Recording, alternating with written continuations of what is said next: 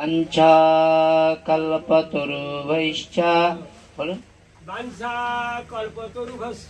कृपा सिन्धुभ्यैव च पतितानां पावनेभ्यो वैष्णवेभ्यो नमो नमः। गदाधर गौरांग श्री नित्यानंद कृपानिधे साद्वैत श्रीवासादि प्रणबंधो नमः स्तुते। हे कृष्णा करुणा सिंधु दीनबंधु जगतोपते गोपेशु गोपिका कांतो राधा कांतो नमः स्तुते। तप्तो कंचन गौरांगिनी राधे वृंदावनेश्वरी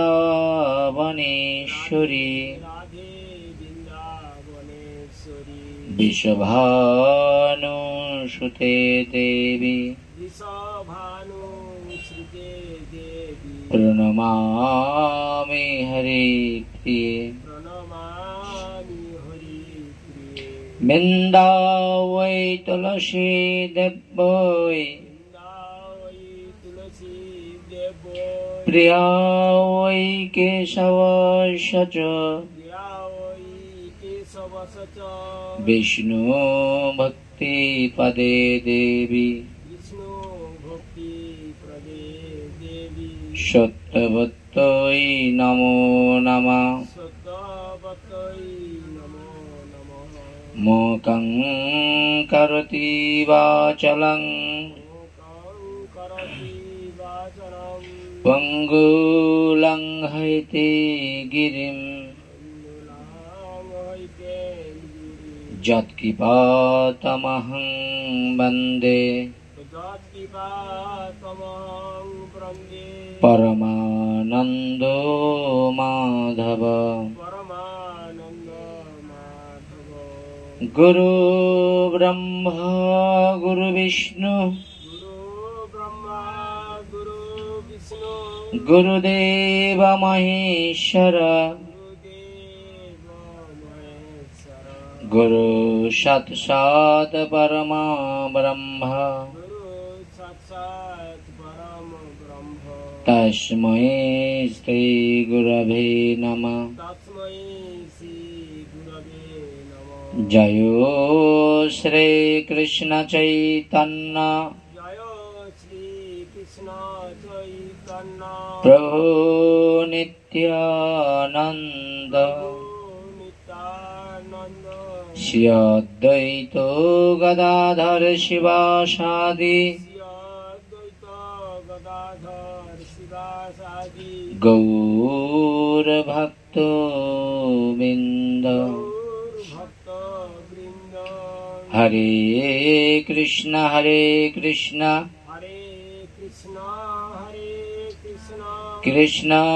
कृष्ण हरे हरे हरे राम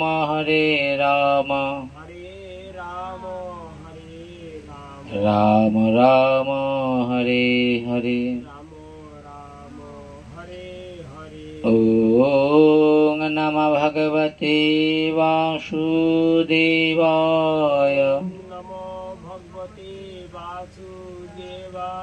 ओम नमः भगवते वासुदेवाय।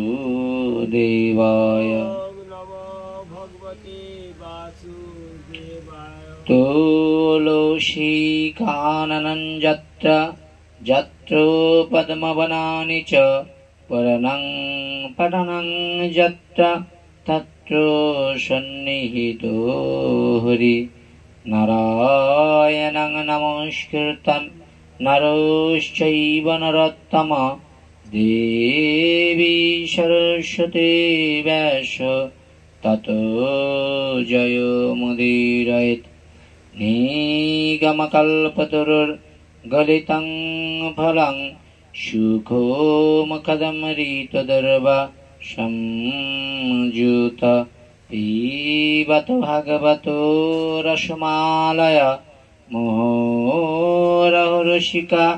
ভুবি ভাবুকা নমস্তে বৈষ্ণব কৃষ্ণ নমস্তে বৈষ্ণব গুরু নমস্তে গৌরভক্তের চরণেভ্যো নমো নমঃ।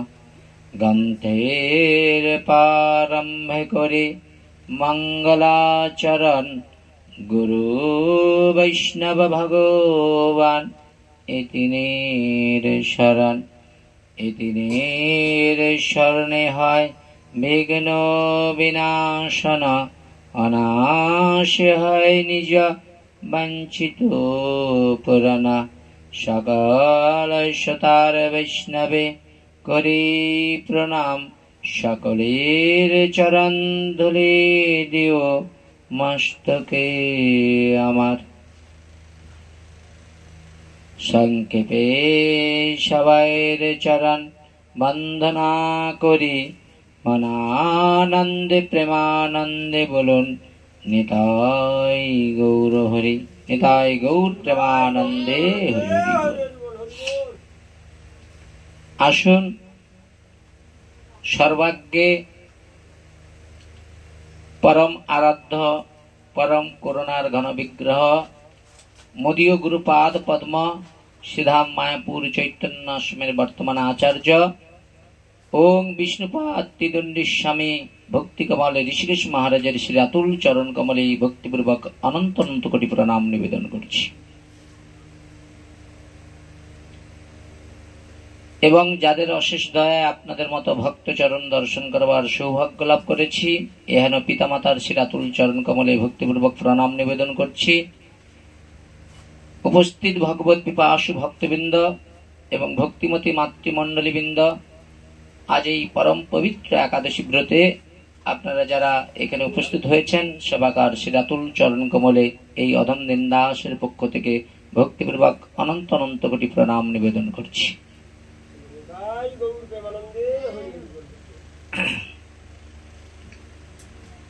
কলিযুগ পাবন অবতার, অবতার ও সারসার, অবতার ও শিরোমণি শ্রী শচীর নন্দনা বিষ্ণুপ্রিয়ার প্রাণনাথ নদিয়া বিহারী ভগবান শ্রী শ্রী গৌর হরি, যার অপার অনুকম্পায় আমরা সকলেই এই ভাগবত প্রেমভক্তি মহাযজ্ঞে উপস্থিত হওয়ার সৌভাগ্য লাভ করেছি। আর সেই ভাগবত প্রেমভক্তি মহাযজ্ঞে যিনি আয়োজন করেছেন, পূর্ব মেদিনীপুর জেলার অন্তর্গত কুমোরচক গ্রাম নিবাসী সুনীল মন্ত্রী মহাশয় গৃহ মন্দিরে। মুখ্য উদ্দেশ্য কি না, আজ পরম পবিত্র একাদশী। সেই একাদশীর পরম পবিত্র একাদশী তিথিতে আমরা ভক্ত সঙ্গে ভগবানের অপ্রাকৃত অমৃত লীলা কথারূপ শ্রবণ করব। এখন আমাদের আলোচ্য বিষয়, ভগবানের কথা শ্রবণ করব কেন, কৃষ্ণের কথা শুনবো। আর এই জগতে তো অনেকেই আছে, কালী আছে, দুর্গা আছে, শিব আছে, শীতল আছে, সবার কথা না শুনে কৃষ্ণের কথা শ্রবণ করবো কেন? কেন, কারণ কি, এর বিষয় মুখ্য আমাদের জানতে হবে। না, মুখ্য উদ্দেশ্য ভগবান যে কেউ হতে পারে না, আগে জানতে হবে। পরাশর ঋষি বললেন, যিনি ভগবান হবে তার মধ্যে 6টা ঐশ্বর্য সদা সর্বদাই বিদ্যমান। 6টা ঐশ্বর্য বোঝেন? ঐশ্বর্য, বীর্য, শ্রী, জ্ঞান, যশ, বৈরাগ্য। এই 6টা ঐশ্বর্য যার মধ্যে রয়েছেন তিনি ভগবান হতে পারেন। আচ্ছা, এবার প্রমাণ। কৃষ্ণ যে ভগবান আমরা জানবো কেমন করে? না, যিনি ভগবান হবে, কথা বলো না মা, যিনি ভগবান হবে তার মধ্যে বিশেষ কিছু গুণ রয়েছে। বিশেষ গুণ মানে বোঝেন? ভক্তের যেমন ভক্ত মানে কি, আমি যে তিলক করেছি শিখা রাখছি মানে আমি ভক্ত, তাহলে তো সবাই ভক্ত হয়ে যাবে না। বিশেষ গুণ কি? যে অপরের দুঃখ দেখলে যার হৃদয় কাঁদে, নিজের সর্বস্ব কিছু ফেলে জলাঞ্জলি দিয়ে যে অপরের বিপদের দিনে পাশে দাঁড়াতে পারেন, তিনি হলেন ভক্ত শ্রেষ্ঠ। এই মামা ঘরের কথা নয় যে গল গল করে বলে দেবো এ হয়ে যাবে, এই ভাগবতের এত সহজ কথা নয়। আর আপনারা বুঝতে পারেননি বলে যে কেউ এই আসনে এসে বলে দিলেই মনে করে সব ভাগবত পাঠক হয়ে গেছে। ভাগবত পাঠক মানে একে, ভাগবত মানে ভাবের জিনিস, ভক্তির জিনিস। এগুলো হচ্ছে এই জগতে একে নিয়ে মানে কেনে বেচার জিনিস নয়, এগুলো ভাবের জিনিস। ভক্তি কেমন হবে? ভক্তি জিনিসটা কি? যেখানে স্বার্থ না। ধরুন আপনি স্বামীর সেবা করবেন, এটা আপনার কর্তব্য, কিন্তু স্বামীর সেবা করে যদি আপনি স্বামীর কাছে কিছু চান, তাহলে সেই সেবার বিনিময়ে আপনি কি করেছেন? না, আত্যন্ত প্রীতিবাঞ্ছা তারে বলে কাম, কৃষ্ণেন্দ্র প্রীতিবাঞ্ছা ধরে প্রেম নাম। কাম প্রেম দোহাকার ভিন্ন লক্ষণ, লোহ আর হিম জ্বলছে বিলক্ষণ। বুঝেছেন? প্রভু আসতে যান। তো সেই জায়গায় দাঁড়িয়ে কাম কি আর প্রেম কি? বলছে কাম নিজের ইন্দ্র চরিতার্থ করার প্রবণতা চেষ্টা করে, আর প্রেম, প্রেম কি না মানুষকে সুখ এবং শান্তি দিতে পারে। কখন?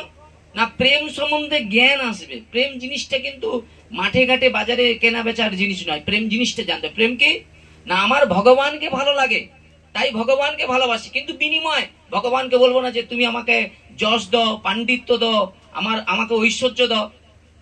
তাহলে সুদামা বিপ্র ভগবানকে ভালোবেসেছিল, বিনিময়ে কিন্তু ভগবানের কাছে কোনোদিন হাত পেতে চেয়েছিল কি? তাহলে পৃথিবীর ইতিহাসে যদি ভগবানের ভক্ত দেখতে হয় তাহলে সুদামাকে দেখতে হবে। সুদামা নিঃস্বার্থভাবে ভগবানকে ভালোবেসেছিল। তাহলে যে ভালোবাসার উপরে স্বার্থ এসে যাবে সেটা কিন্তু ভালোবাসা হতে পারে না। তদুর যিনি ভগবান হবে তার মধ্যে অনেকগুলো ঐশ্বর্য আছে। তার মধ্যে 6টা ঐশ্বর্য আমরা শুনলাম, ঐশ্বর্য, বীর্য, শ্রী, জ্ঞান, বৈরাগ্য। এবার ভগবান, তাহলে আমরা তো নারায়ণকেও ভগবান মনে করি, বুঝেছেন? তাহলে কৃষ্ণকে আমরা পূর্ণ ভগবান বলে বর্ণনা করছি কেন? বলে নারায়ণের মধ্যে 60 গুণ, কৃষ্ণের মধ্যে 64 গুণ, 4টা বিশেষ গুণ রয়েছে। বেণু মাধুরী, রূপ মাধুরী, প্রেম মাধুরী, লীলা মাধুরী। বাবা আসুন, এই 4টা বিশেষ গুণ রয়েছে, বুঝেছেন?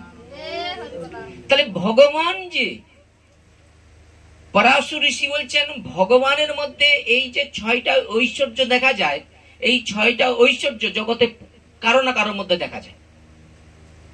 যেমন আপনারা প্রমাণ করে দেখুন, ধরুন কেউ ভক্ত শ্রেষ্ঠ আছে, কেউ জ্ঞানী শ্রেষ্ঠ আছে, কারোর মধ্যে ধন ঐশ্বর্য আছে। যে কোনো একটা ঐশ্বর্যের মালিক হতে পারে, কিন্তু 6টা ঐশ্বর্যের মালিক পৃথিবীর ইতিহাসে পরাশর ঋষি বলছে কারোর মধ্যে দেখা সম্ভব নয়। তাহলে আমরা কিন্তু কেউ ভগবান হতে পারি না। আমরা কে না, আমরা ভগবানের নিত্য দাস হতে পারি, কিন্তু দাসের কর্তব্য কি না, ভগবানের কথা মেনে আমাকে কর্ম করতে হবে। তাহলে আমি ধরুন এই আসনে বসেছি, এই আসনেও তো সুখদেব মহারাজ বসেছিলেন। তাহলে যিনি এই আসনে বসবেন তার বিশেষ কি গুণ থাকবে না, তিনি বিশেষত কারো নিন্দা করবে না, প্রথম কথা, এবং তার মধ্যে ক্রোধ প্রকাশ হবে না। এই দুটো গুণ কিন্তু ভাগবতে একবার পূর্ণরূপে বর্ণনা করেছেন মহা আচার্যগণ, বুঝেছেন? এবার এই জায়গায় দাঁড়িয়ে তাহলে ভগবান যে, উনার মধ্যে কতগুলো গুণ ছিল না, 64টা গুণ ছিল। কৃষ্ণের মধ্যে 64 গুণ। আচ্ছা, গৌরের মধ্যে কতগুলো গুণ? রাধা কৃষ্ণের মিলিত তো নাম আর গৌর সুন্দর না, বলছে অনন্ত গুণের মধ্যে 25 প্রধান, যেই গুণে বস করে কৃষ্ণ ভগবান। আচ্ছা, ভগবান বড় না ভক্তি বড়? বলুন, আপনারা বলুন, ভক্তি বড় না ভগবান বড়? আচ্ছা, ভক্তিকে যদি আমরা আশ্রয় করি তাহলে প্রমাণ কি হবে না, ভক্তিকে যে প্রকৃত আশ্রয় করবে সে ভাগবতকে নিয়ে জীবিকা করবে না। চৈতন্য মহাপ্রভু মনের ইচ্ছা ছিল কি না, পৃথিবীতে আছে যত নগরাদি গ্রাম সর্বত্র প্রচার হোক মোর হরিনাম। আর সেই মহাপ্রভুর ইচ্ছা পূরণ করবার জন্য 70 বছর বয়সে যিনি ভক্তি বেদান্ত স্বামী মহারাজ, তিনি চলে গিয়েছিলেন কোথায়? বিদেশে গিয়েছিলেন। উদ্দেশ্য কি? মহাপ্রভুর ইচ্ছা জগতের কাছে প্রচার করতে হবে। গুরুদেব ছিলেন কে না, ভক্তি সিদ্ধান্ত সরস্বতী ঠাকুরের কাছ থেকে তিনি কৃপা নিয়ে, গুরু কৃপা নিয়ে চলে গেলেন আমেরিকাতে। আর দিয়েই তিনি কি করলেন, সেখানে গিয়ে অক্লান্ত পরিশ্রম করে সেই আমেরিকার যারা মদ্যপান করতো, নাইট ক্লাবে দিন কাটাতো, তাদেরকে এইভাবে ভক্তি জগতে নিয়ে এসে আধ্যাত্মিক আদি ভৌতিক আদি দৈবিকের হাত থেকে তাদেরকে পূর্ণ দিব্য আনন্দ প্রদান করলেন, তাদেরকে জগতে শিক্ষা দিলেন। কিভাবে বলে, একজন যদি মদ্যপান করে যতক্ষণ সে নেশা করবে ততক্ষণই কিন্তু তার আনন্দ থাকবে, কিন্তু তারপরেই কিন্তু তার আনন্দ পাওয়ার জন্য আবার তাকে নেশা করতে হবে। এই করতে করতে এই 84 লক্ষ যিনি ভ্রমণ করে যে এত সুন্দর দেহটা পেয়েছিল, সে নেশা করতে করতে অকালে সে মৃত্যুবরণ করতে পারে। কিন্তু ভগবানকে যদি কেউ ভালোবাসে, ভগবানের প্রতি যদি তার আকাঙ্ক্ষা জাগে, সদা সর্বদাই ভগবানের চিন্তা করে, একবার যদি মনে করে যে আমি ভাগবত কথা শ্রবণ করব, ভগবান বলল এই মনের ইচ্ছা করার সঙ্গে সঙ্গে ভগবান বৈকুণ্ঠে থাকে না, ভক্তের হৃদয়ে এসে আসন গ্রহণ করে। প্রেম সে হলো নিতাই গৌর প্রেমানন্দ। তাহলে ভগবান কেমন জিনিস দেখুন, ভগবান আপনি ভাগবত শুনবেন, ভগবান আপনার হৃদয়ে এসে আসন গ্রহণ করে ফেলেছে। কারণ কি না, ভগবান মনে মনে চিন্তা করলো ভক্ত এই সংসারে থেকে আধ্যাত্মিক আদি ভৌতিক আদি দৈবিকের জ্বালায় জর্জরিত, একে কি করতে হবে না, একে শান্তি দিতে হবে, এ যাতে সুখ পায়, এ যাতে জানতে পারে আমি কে, আমি কোথা থেকে আসছি, মৃত্যুর পরে আমি কোথায় যাব, আমার মুখ্য পরিচয় কি। কথা বলো না মা, কথা বলো না। মুখ্য পরিচয় কি না, জীবের স্বরূপ কি। দেখুন, আমি চোখ নয়, আমি কান নয়, আমি নাক নয়, আমি মুখ নয়, আমি হাত নয়, আমি পা নয়, তাহলে আমি কে না, আমি হচ্ছে ভগবান কৃষ্ণের অংশকণা জীব, পরমাত্মা রূপে সর্বজীবের মধ্যেই রয়েছে। তাহলে এখানে প্রশ্ন হচ্ছে কি, ভগবান সবাইয়ের মধ্যে রয়েছে। এখন প্রশ্ন বলতে পারেন একটা চোরের মধ্যে ভগবান রয়েছে, বুঝেছেন? তাহলে চোরের সঙ্গে একজন ভক্তের আপনি তুলনা করবেন যে উনার মধ্যে তো ভগবান রয়েছে, বলে হ্যাঁ। কিন্তু প্রশ্ন হচ্ছে কি, যখন তার আত্মজ্ঞান এসে যাবে, তিনি যখন জানতে পারবে যে আমি ভগবানের নিত্য দাস, আমার কর্তব্য কি না ভগবানের সেবা করা, ভক্তের সেবা করা। আর এই ভাবটা যখন এসে যাবে, তখন মনে মনে চিন্তা করতে হবে যে ভগবান তোমাকে ভালোবেসে কত ভুল, ভালোবাসতে গিয়ে কত ভুল করে ফেলেছি। কেন না, ব্রহ্মাণ্ড ভূমিতে কোনো ভাগ্যবান জীব গুরু কৃষ্ণ প্রসাদ ভাই ভক্তিলতা বীজ ভক্তিটা পেয়ে গেছিলাম প্রভু। এইরকম ভ্রমণ করতে করতে কিন্তু জানি না, অজান্তে এই বৈষ্ণব তত্ত্ব উপলব্ধি করতে পারি না। আমি কি করেছি, নিজের দোষটা দর্শন না করে অপরের দোষ দেখতে শুরু করেছি। আর এই করতে করতে আমার ভিতরে যে ভাব ছিল, ভক্তি ছিল, সেটা আস্তে আস্তে আস্তে আস্তে কোথায় আমার জন্য হারিয়ে গিয়েছে। আমি হরি ভজন করছি, নাও করছি, কিন্তু আমার প্রেম হচ্ছে না, ভালোবাসা হচ্ছে না, ভগবানকে পাওয়ার যে আকাঙ্ক্ষা সেটা আমার দিনকে দিন নষ্ট হয়ে যাচ্ছে। কেন ভগবানকে পেতে হবে, এটাই হলো আমার সবচেয়ে বেশি প্রয়োজন। একটা ছেলে পড়াশোনা করার মুখ্য উদ্দেশ্য কি, তাকে পাস করতে হবে। এখন ওই ছেলেটাকে যদি প্রশ্ন করা যায়, আচ্ছা বলো তো বাবা তুমি পড়াশোনা করছো কেন, বলছে কাকু পড়াশোনা করার মুখ্য উদ্দেশ্য যাতে আমি ভালো রেজাল্ট করতে পারি। আমি যদি প্রশ্ন করি আপনি ভালো রেজাল্ট চাচ্ছেন কেন, না ভালো রেজাল্ট করার মুখ্য উদ্দেশ্য আমি ভালো চাকরি করব। আমি যদি প্রশ্ন করি আচ্ছা বলো তো চাকরি কেন করবে, না চাকরি করে আমি টাকা পয়সা উপার্জন করব। আমি যদি প্রশ্ন করি আর টাকা পয়সা কেন উপার্জন করবে, কি লাভ, বলে টাকা পয়সা উপার্জন করে একটা ঘর বাড়ি করব, আর একটা ভালো পরিবারের মেয়ে ছেলেকে বিবাহ করবো, পরম আনন্দে জীবন যাপন করব। এবার আমি যদি প্রশ্ন করি তাহলে তুমি পড়াশোনা করে চাকরি করে ঘর বাড়ির মালিক হতে চাচ্ছ কিসের জন্য, না আনন্দ পাওয়ার জন্য। তাহলে জীব কিন্তু টাকা পয়সা রোজগার করে আনন্দ পেতে যাচ্ছে। যদি প্রশ্ন করে যে আনন্দ স্বরূপ কি, অত বড় শিক্ষিত ছেলেটা আমার মতো মূর্খের কাছে ফট করে পড়ে যাবে কাছে, কারণ আনন্দ স্বরূপও জানে না। তাহলে আনন্দ কিন্তু আমরা কিন্তু বাইরে জগৎ থেকে খুঁজে বেড়াচ্ছি, আনন্দ কোথায়, আনন্দ কোথায়। আজকে গরমের দিনে আমরা মনে মনে চিন্তা করছি প্রভু গরম খুব লাগছে, একটু পাখাটা দিন। পাখার বাতাসটা আমার কাছে খুব শান্তিপূর্ণ লাগছে, কিন্তু ওইটা যদি ঠান্ডার দিনে ওই পাখাটা চালিয়ে দেয় আমার ভালো লাগবে। এক বুড়িমা বাজারে গিয়েছে একটা কাপড়ের দোকানে, গিয়ে বলছে আচ্ছা আমাকে একটা শাল দিতে পারো, বলে খুব ঠান্ডা, খুব কষ্ট হচ্ছে। তো দোকানদার একটা শাল বার করেছে, বলে এটা কাশ্মীরি তো, সঠিক তো। তাহলে দেখুন ওখানেও আপনি কিন্তু ভালোটা খুঁজছেন, সঠিক বস্তুটা। তাহলে এই জগতে আমরা যারা আছি সবাই কিন্তু সঠিক জিনিসটা খুঁজতে চাচ্ছি। 5 টাকা জিনিস কিনতে গেলে আমরা 50 বার ভাবি, তদ্রূপ আমরা কোন গুরুদেবের চরণ আশ্রয় করলে আমরা গোবিন্দ চরণে যেতে পারবো সেটাও আপনাকে জানতে হবে। তো এখানে শ্রীমদ্ ভাগবত বলছে যে গুরু যিনি, তিনি কখনো গুরু বলে নিজেকে স্বীকার করে না। গুরুর বিশেষ গুণ রয়েছে, যিনি কাম ক্রোধ লোভ মোহ মদ মাশ্চর্য 6টা রিপুকে যিনি জয় করেছেন, তিনি গুরু হওয়ার যোগ্য। তাহলে এই যে তথাকথিত আমরা জগতে যেগুলো দেখছি, আমাদেরকে বিচার বিশ্লেষণ করতে হবে। আমাকে সাধু সঙ্গ করতে হবে, জানতে হবে উনি গুরু হওয়ার যোগ্য পাত্র কিনা। মহাদেব পার্বতী দেবীকে বলছে, শোনো পার্বতী, এই জগতে অনেক গুরুদেব আছে, ধর্মের ধবজাতিকে শিষ্যের কাছ থেকে বৃত্ত হরণ করে, কিন্তু প্রকৃত গুরু বৃত্ত হরণ করে না, শিষ্যের সন্তান হরণ করে, তাকে কি করে ভজন পূর্বক তার দেহদান করে, যাতে ওই ভজনের দ্বারায় যেন গোবিন্দ চরণে ফিরে যাওয়ার সৌভাগ্য অর্জন করে। কিন্তু প্রশ্ন এখানে রয়েছে, আমি যে গুরুর আসনে বসেছি, তাহলে আমার প্রশ্ন যে আমি বাক্য বেগ, ক্রোধ বেগ, উদর বেগ, উপস্থ বেগ, এই 6টা বেগকে কি নিজের কন্ট্রোলে করতে পেরেছি কি? সেই জন্য তোমাদের তো পাখার দিকে বেশি মন চলে গেছে। দেখেন, এত রোদে বসে বসে না সাধুরা তপস্যা করছে, আপনারা তো পাখার তোলায়। পরীক্ষিত মহারাজের ওই ভাগবত সভায় পাখাও ছিল না, বলেছেন পাখাটা ওদিক দিকে ঘুরিয়ে দাও, আমার লাগবে না, আপনাদের লাগবে লাগুক, কোনো অসুবিধা নেই। হয়েছে? দেখুন, প্রকৃত যদি ভজন করেন না, প্রকৃত হরিনাম করেন না, আপনার আর ক্ষুধা, পিপাসা, গরম সব চলে যাবে। প্রথমটা একটু লাগবে, তারপর আস্তে আস্তে সব ঠিক হয়ে যাবে।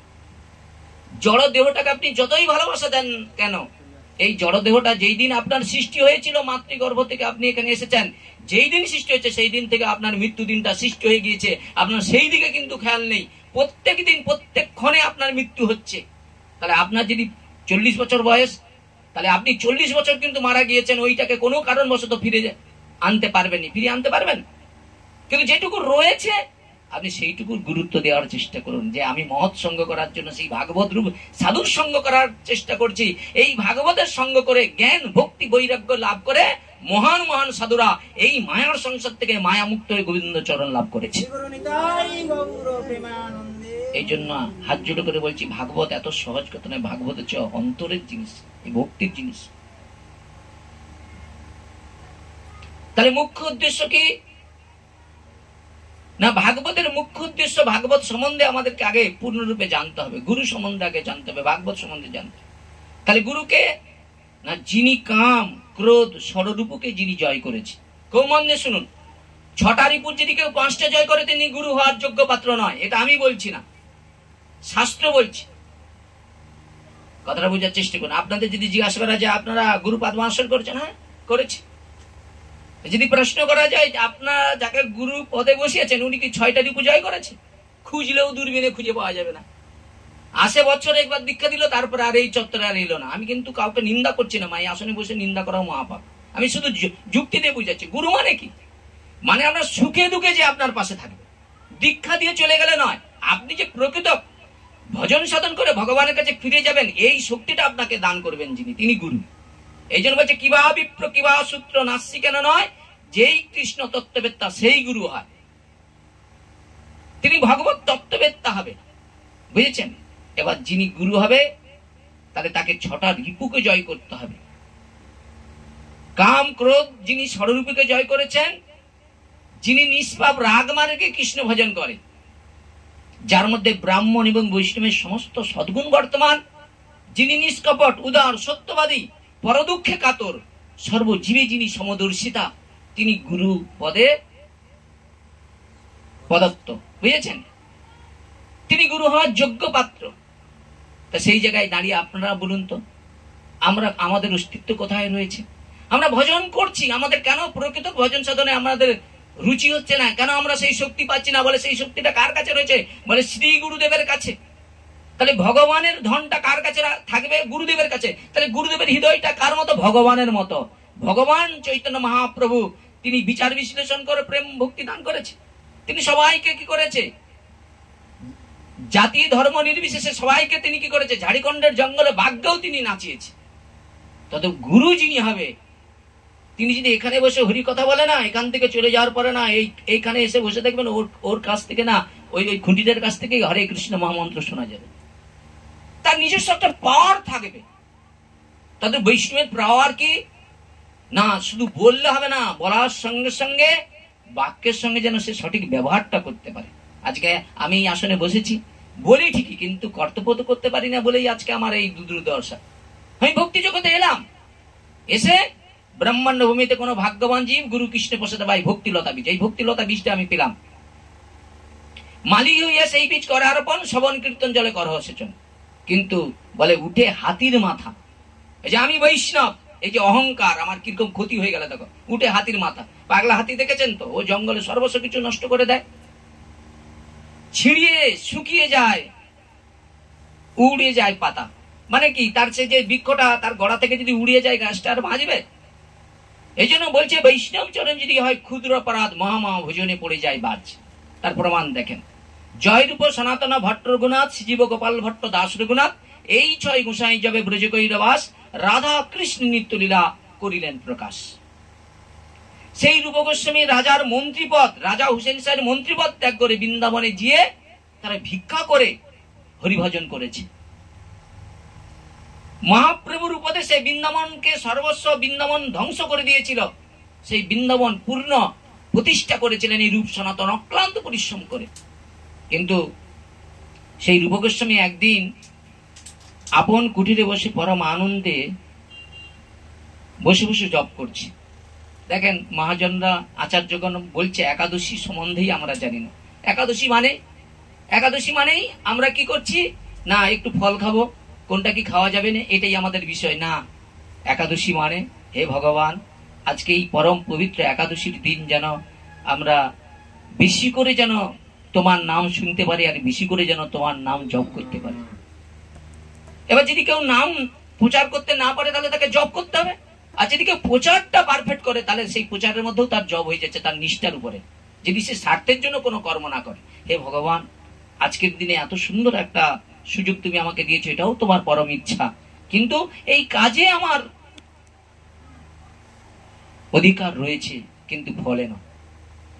তাহলে আমরা কি করি, কর্ম করার আগে ফলের আশা আকাঙ্ক্ষা করি, কিন্তু শাস্ত্র বলছে কর্মে অধিকার, কিন্তু ফলে তোমার অধিকার নয়। তো সেই জায়গায় দাঁড়িয়ে সেই রূপ গোস্বামী পরম আনন্দে কুটিরে বসে যখন জপ করছে, আর তখন যমুনার জলে স্বয়ং ভগবান ললিতা, বিশাখা, চম্পকলতা, শ্রীমতী রাধারানী সবাইকে নিয়ে যমুনার অর্ধ জলে সবাই জল কিলি করছে। রূপ গোস্বামী জপ করতে করতে সেই যমুনার তটে ভগবান যে লীলা করছে, সেই লীলা মাধুরী দর্শন করছে আপন কুটিরে বসে। জপটা মা এত সহজ নয়, যদি কেউ জপটা ভক্তি ভরে করে না, ভগবানের লীলা দর্শন করতে পারে। আর আপনারা যে ভাগবত শুনতে বসেছেন, ব্যাসদেবের এটা সমাধি। ব্যাসদেব কি করছে, এটা সমাধির দ্বারাই ভাগবত রচনা করেছে, ধ্যানের দ্বারা। ভাগবত ধ্যানের দ্বারাই লাভ করেছে। তাহলে আপনি একটা বস্তুকে যদি বারবার স্মরণ মরণ করেন, ওরই নাম হলো ধ্যান। ধ্যান মানে একটা বস্তুর উপরেই মন রাখার নাম হলো ধ্যান। তাহলে আমাদের মনটা কিন্তু সবচেয়ে খারাপ। আমাদের মনটা সবসময় যদি ভগবানের চরণে থাকতো, তাহলে এই জগতে আমাদের তিতাব জ্বালা যন্ত্রণা পেতে হতো না।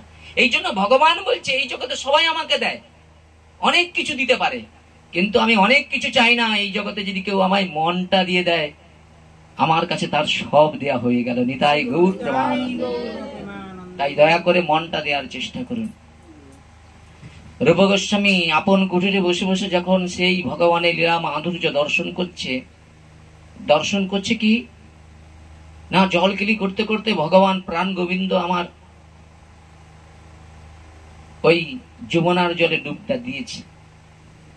শ্রীমতী রাধারানী ভগবানের ভাবটাকে উপলব্ধি করতে পেরেছে, কেন ভগবান ভক্ত ভগবানের মতো চালাক চতুর হয়ে যায়। রাধারানী কি করেছেন, ওখান থেকে সরে গিয়েছে, আর ভগবান জলের মধ্যে ডুবে নাকানি চুকানি খাচ্ছে, মানে রাধারানী চরণ খুঁজছে, বুঝেছেন? আর ঠিক সেই সময় খঞ্জ বাবা বলে এক বাবাজি রূপ গোস্বামীকে দর্শন করবার জন্য রূপ গোস্বামীর কুটিরে এসেছে। আর যখন সেই কুটিরে আসছে, যেই প্রবেশ করছে, রূপ গোস্বামী সেই মুহূর্তে হাসছে। ওই খঞ্জ বাবাকে দেখে হাসে নাই, খুব মন দিয়ে শুনুন, তখন তো চোখ বন্ধ, তখন তো তিনি জপের মধ্যে ডুবে রয়েছে, সেই লীলা দর্শন করে হাসছে। আর খঞ্জ বাবা মনে মনে চিন্তা করলো, রূপ গোস্বামী নিজেকে এমন শ্রেষ্ঠ বৈষ্ণব মনে করে, আমাকে দেখে, আমি খঞ্জ বলে আমাকে দেখে ওইরকম হাসাহাসি করছে, ঠাট্টা করছে। দেখেন, যেই খঞ্জ বাবা নিজেকে অপমানিত বোধ মনে করে ওখান থেকে চলে গিয়েছে, রূপ গোস্বামী আর সেই লীলা দর্শন করতেই পারছে না। দেখুন বৈষ্ণব অপরাধটা কেমন। আমিও মিথ্যা বলবো না, আমারও জীবনে আমি অজ্ঞানে সজ্ঞানে আমি অনেক অপরাধ করে ফেলেছি, কিন্তু এখন আমি জানতে পেরেছি যে দোষ তো অপরের দিক থেকে, দোষটা নিজের দেখাটাই হলো কর্তব্য। এই জন্য বৈষ্ণব সে অপরের দোষ দেখে না, দোষটা নিজের দেখার চেষ্টা করে। তার প্রমাণ আপনাদের কাছে কিছু বলবো। তো সেই জায়গায় দাঁড়িয়ে রূপ গোস্বামী আরো চেষ্টা করছে, আরো মনোনিবেশ করছে ভজনে, কিন্তু ভগবত দর্শন হচ্ছে না। এমত অবস্থায় রূপকে দর্শন করার জন্য দাদা সনাতন এসেছে। সনাতনকে দেখে রূপ কি করলেন, হাত থেকে জপমালার দিকে ছুটেছি, সনাতনের চরণ জুড়িয়ে কাঁদতে শুরু করেছে। আরে সনাতন, তোমার কি হয়েছে? চোখে জল। বলছে, জানো দাদা, আমি এই কুঠিরে বসে না পরম আনন্দে জপ করতে করতে দর্শন করলাম কৃষ্ণ এবং রাধারানী তার সখী বর্গ নিয়ে সেই যমুনার জলে জলকিলি করেছিল। হঠাৎ সেই দর্শন আমার চলে গিয়েছে, আমি আর দর্শন করতে পারছি। তো সেই কারণে আমার এত যন্ত্রণা, আমার এত কষ্ট। তখন সনাতন বলছে, জানো ভাই, তুমি কোথাও মাদুগুরি করতে গিয়েছিলে? বলে না। বলে, আজ সকাল থেকে আমি বসে কুটিরে বসেই জব আদি করেছি। বলছে, তোমার না কোথাও কোনো বৈষ্ণবচরণ অপরাধ হয়েছে? বলে, বৈষ্ণবচরণ অপরাধ হলো কেমন করে? আমি তো আমার কুটিরেই বসে জব করছি, আমি তো কোথাও যাইনি, কারোর সঙ্গে বাক্য আলাপও করি না, আমি আমার কুটিরে বসেই যেমন নাম করছি এতেই। বলে, তবুও তোমার কারো না কারো চরণ অপরাধ হয়েছে। তখন বলছে, কার চরণ অপরাধ হয়েছে জানবো কেমন করে? তখন সনাতন শিক্ষা দিলেন। বলে, দেখো, তোমার কার জন্য অপরাধ হয়েছে এটা জানতে গেলে তোমাকে ভাগবতের আয়োজন করতে হবে। আর সেই ভাগবত আয়োজন করে সকল ভক্তবৃন্দকে নিমন্ত্রণের জন্য একজনকে দিয়ে পাঠিয়ে দাও। তো সেই হিসাবে কি করলেন, দাদার কথা শুনে ভাগবতের ব্যবস্থা করলেন। বড় বড় আচার্যগণ, বড় বড় সাধু সন্ত বৃন্দাবনে যতজন রয়েছে সবাইকে নিমন্ত্রণ দেওয়ার কথা পাঠিয়ে দিলেন, বুঝেছেন, একজনের হাতে। তো এই পাশে মহোৎসবের বিশাল ব্যবস্থা, আপনার ঘরে যেমন হচ্ছে এইরকম ব্যবস্থা চলছে। আর ঠিক সেই সময় সবাই নিমন্ত্রণ রূপের গ্রহণ করেছে। কারণ বৃন্দাবনের রূপ গোস্বামী নিমন্ত্রণ, বাবা আমার তোমার নিমন্ত্রণ, এত বড় যারা রাজার মন্ত্রী পদ ত্যাগ করে এইরকম কঠোর ভাবে হরিভজন করছে, 24 ঘন্টা 22.5 ঘন্টা ভজনের মধ্যে ডুবে থাকে। আচ্ছা, যেই ব্যক্তি 24 ঘন্টার মধ্যে 22.5 ঘন্টা ভজনের মধ্যে ডুবে থাকে, সেই সনাতন গোস্বামী মহাপ্রভুকে প্রশ্ন করছে কি, আমি কেন মরে যারে তপত্রায় ইহা নাহি জানি, কৈচিহিত হয় সাধন সাধ্য তত কিছু নাই জানি, কৃপা করে শব্দ তো কহত আপনি। যে রূপ গোস্বামী বা সনাতন গোস্বামী 22.5 ঘন্টা ধরে ভগবানের নাম জপ করে, তিনারা ভগবত তত্ত্ব সম্বন্ধে জানে না? বলে জানে, কিন্তু তবু মহাপ্রভুর কাছ থেকে জগৎকে জানানোর চেষ্টা করছে। কেন আমি এত দুঃখ কষ্ট পাই, কেন আমি ভজন করছি আনন্দ হচ্ছে না, সুখ হচ্ছে না, কি কারণ? বলে, যতক্ষণ না আপনি আপনার স্বরূপকে চিনতে পারেন ততক্ষণ আপনি ভজনে এগাতে পারবেন না। তাহলে জীবের স্বরূপ হয়, জীব নিত্য কৃষ্ণের দাস, মানে ভগবানের দাস। কিন্তু আমরা কিসের দাস? অর্থের দাস, পাণ্ডিত্যের দাস। তাহলে আমরা সেই জায়গায় দাঁড়িয়ে আমরা যতক্ষণ না ভগবানের কাছে আত্মনিবেদন করি, বলি মহারাজের মতো, যে হে ভগবান, আমার বিশ্বাস একটা পিপিলিকা থেকে হাতি পর্যন্ত এই জগতে যা কিছু সৃষ্টি করেছে সব সৃষ্টি জীব তোমার ইচ্ছাতেই হয়েছে, এবং সবাই খাদ্য তোমার দ্বারাই আসে। তাই আমি তোমার নাম করব, তোমার প্রতি আমার বিশ্বাস যেন থাকে। কিন্তু আমরা কি করি, নাম করি, কিন্তু প্রভুর প্রতি আমাদের বিশ্বাস হয় না। আর সেই বিশ্বাস না হওয়ার জন্য আজকে বড় বড় আচার্যগণের কাছ থেকে আমরা যে পরম্পরা, মহাজন পতস্যপন্থা, মহাজনরা অক্লান্ত পরিশ্রম করে যে ধর্ম শিক্ষা, ভাগবত শিক্ষা দান করলো, সেই ভাগবত শিক্ষাকে আমরা জগতে কি করেছি, নাম যশ প্রতিষ্ঠার কারণে জগতে ঘরে ঘরে দাঁড়ে দাঁড়ে সেটা কি করছি না, অর্থের বিনিময়ে আজকে কি করছি, দান করছি। আরে দাতাকে আগে ভালো করে চেষ্টা করুন বোঝার। চৈতন্য মহাপ্রভু বলছে, আমি আমার নিত্য প্রিয়জনকে ভাগবত জগতের কাছে দান করবার জন্য এই জগতে পাঠিয়েছি। তাহলে ভগবানের যারা আপনজন তারা কি ভাগবতকে জগতের কাছে বিক্রি করবে? তারা দান করবে। তাহলে দাতা শ্রেষ্ঠকে না আমরা মনে করি অন্নদান শ্রেষ্ঠ? বলে না, একমাত্রই সর্বশ্রেষ্ঠ হলো ভাগবত কথা দান হলো শ্রেষ্ঠ। আচ্ছা, যিনি দাতা হবে, যিনি আসনে বসবে, তিনি যদি ভাগবতকে আগে বিক্রি করে ফেলে, ভাগবত ভগবান এখানে আসবে? কথা বুঝেছে? আরে সংসারে থাকতে গেলে আমাকে সবকিছু প্রয়োজন, আস্তে আস্তে আস্তে। তো সেই জায়গায় নারী খুব মন দিয়ে বোঝার চেষ্টা করুন। তাহলে দাতা শ্রেষ্ঠ যিনি হবে, যিনি ভাগবত কথা দান করবে, তাহলে আপনি পরীক্ষা করে দেখবেন না যে সে দাতার আসনে বসে কর্তব্য সঠিক করছে কিনা। আজকে এই চারিদিকে বলুন না, এত ভাগবত, এত কীর্তন, এত সব হচ্ছে, মানুষের শান্তি হচ্ছে না কেন? না, আমি এই আসনে বসেছি, আমি আমার মন গড়া কথা বলে দিচ্ছি, ভাগবতের কথা আমি বলছি না, ভাগবতে পরম ধর্মের কথা বলছি না। ভাগবত পরম ধর্মের কথা বলছে। বলে পরম ধর্ম মানে, বলে ভাগবত কোনদিন, ভাগবত হচ্ছে আমাদের ওই মানে এই যে কর্মকাণ্ডের ধর্ম, ভাগবত ধর্ম নয়।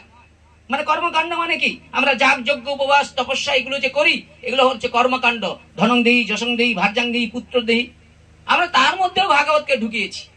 বলছে ভাগবত এটা নয়, ভাগবত হচ্ছে মুনি ঋষিদের গ্রন্থ, পরমহংস গ্রন্থ, কিন্তু সেটা গুরু পরম্পরায় আজকে আমরা সংসারে পেয়ে গিয়েছি। আচ্ছা, ভাগবত যিনি রচনা করলেন তিনি সুখদেবকে দিয়ে প্রচার করলেন কেন?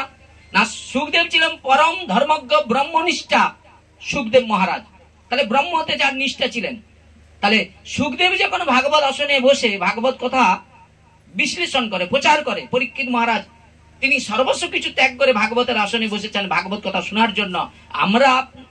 আমরা বসেছি, আপনি সর্বস্ব কিছু ত্যাগ করে বসেননি, আর আমি সর্বস্ব কিছু ত্যাগ করে বসিনি। তার মধ্যেও একটা জিনিস যেন থাকে যে হ্যাঁ, এই মানুষটা সংসারী হয়েও যেন ভাগবতটাকে সম্মান করে, সেইটুকুও থাকুক আমার মধ্যে, বুঝেছেন? তাহলে সেই জায়গায় দাঁড়িয়ে সুখদেব মহারাজ, সেখানে দেখুন কত বড় বড় ঋষিরা ছিলেন। পরাশর ঋষি ছিলেন, পরাশর ঋষির পুত্র ছিলেন ব্যাসদেব, ব্যাসনন্দন সুখদেব ছিলেন, নারদ ঋষি ছিলেন, বড় বড় আরো কাশ্যপ ঋষি, গৌতম ঋষি, কত বড় বড় ঋষিরা ছিলেন। কিন্তু তাদের মধ্যে থেকে ভাগবতের পাঠক হিসেবে সুখদেবকে বেছে নিলেন কেন? আর এরাও তো ভাগবতকে রচনা করেছে, ত্রিকালজ্ঞ ঋষি সব, এরা তো বসেছিল। স্বয়ং ব্যাসদেব যিনি ভাগবত রচনা করেছিলেন তিনিও তো বসেছিলেন। তিনি তার পুত্র সুখদেবকে দিয়ে ভাগবত প্রচার করলেন কেন? না, সুখদেব ছিলেন আজন্ম পরম ধর্মজ্ঞ ব্রহ্মনিষ্ঠা, যিনি মাতৃগর্ভে যোগ সাধনা করেছিলেন, তিনি সাধারণ কেউ নয়। আর ব্যাসদেব ছিলেন কে? না, ব্যাসদেব ছিলেন নারায়ণ, যিনি নারায়ণ, তিনি ব্যাস রূপে জগতের কাছে এসেছিলেন। তাহলে স্বয়ং ভগবান নারায়ণ ব্যাস রূপে জগতের কাছে এসেছিলেন। এই মনুষ্য প্রজন্মের কল্যাণের জন্য তিনি কি করলেন? বেদকে 4 ভাগে বিভাজন করলেন, ঋক, সাম, যজু, অথর্ব। তারপরে তিনি পঞ্চবেদ মহাভারত, তারপরে তো 17টা পুরাণ রচনা করলেন। কিন্তু মনে তার আর শান্তি হচ্ছে না। তদ্রূপ আমরা যারা হরি কথা বলছি বা হরি কথা শ্রবণ করছি, আমাদের মনে কি তৃপ্তি হচ্ছে, আনন্দ হচ্ছে, শান্তি হচ্ছে? কেন হচ্ছে না? না, আমাদের মধ্যে যতক্ষণ না এই জড় কামনাগুলো আমাদের মধ্যে থেকে সরে যাচ্ছে। আর কামনা মানুষকে কি করে? কামনা হচ্ছে অন্ধকার, আর প্রেম হচ্ছে উজ্জ্বল ভাস্কর সূর্যের মতো। সূর্য যেমন কি হয়, আকাশে উদিত হলে অন্ধকার থাকে, হ্যাঁ কিনা বলুন? থাকে থাকে সূর্য উঠলে আর অন্ধকার থাকে? সব চলে যায়। কিন্তু এ তো জড় জগতের অন্ধকার চলে গেল সূর্য উঠার সঙ্গে সঙ্গে। আপনার ভিতরে যে অন্ধকার আছে, জন্ম জন্মান্তরে কামনা বাসনা, হ্যাঁ, এই কামনা বাসনা নিয়ে এই দেহটা সৃষ্টি হয়েছে। আরে এর মধ্যে আপনি পঞ্চভূত দেহ, পঞ্চ জ্ঞানেন্দ্রিয়, পঞ্চ কর্মেন্দ্রিয়, পঞ্চ বিষয়, তার মধ্যে হচ্ছে কি না, তার মধ্যে রয়েছে রূপ, রস, গন্ধ, স্পর্শ, শব্দ। এই এতগুলো জিনিস আপনার মধ্যে রয়েছে। মন, বুদ্ধি, অহংকার, 23টা তত্ত্ব। কিন্তু এই 23টা তত্ত্বকে যিনি পরিচালনা করছেন, সেটা আমার বাবাও নয়, আমার ঠাকুরদাও নয়, আমার পাড়া প্রতিবেশী নয়, তিনি স্বয়ং ভগবান। তিনি আছে বলেই আমার এত সুন্দর রথটা চলছে। এটা আমার ক্ষমতায় নয়। তাহলে তিনি আমাকে এই বাক শক্তিটা দান করেছে। বাক শক্তিটা, এই যে রাধা, এই যে বাক শক্তিটা যে জিহার মধ্যে মা সরস্বতী বসে রয়েছে, মা সরস্বতী কার হৃদয়ে বসে থাকে জানো? প্রেমময়ী ভক্তের জিহার মধ্যে মা সরস্বতী বিদ্যমান। যত বড় জ্ঞানী উদ্ধবের মতো যদি জ্ঞানী হয়, যে বৃহস্পতির শিষ্য, কিন্তু প্রেম যার মধ্যে আছে, উদ্ধব তার কাছে গিয়েও না ভাগবত কথা বলতে পারবে না। কেন? বলে প্রেম এমন একটা জিনিস জ্ঞানকে ধ্বংস করে দিতে পারে।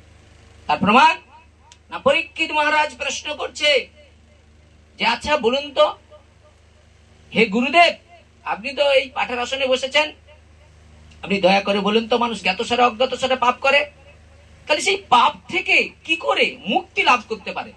বলে পাশ্চিত্য কর্ম করো।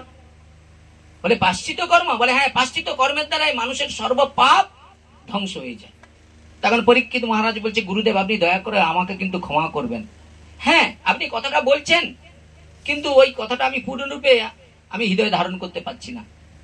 যেমন ধ্রুবকে বলেছিল, ধ্রুব নারদ ঋষি বলছে, বলে তুমি এই বয়সে তোমাকে কে কি বলেছে সেই কথা শুনে তুমি কি করেছো? সংসার ত্যাগ করে এই জঙ্গলে এসে তুমি কৃষ্ণকে খুঁজছো, যে যোগী ঋষিরা কোটি কোটি জন্ম ধরে তপস্যা করছে, আর তুমি 5 বছরের ধ্রুব তুমি সেই ভগবানকে খুঁজে বেড়াচ্ছ, ভগবানকে পাওয়া এত কঠিন নয়।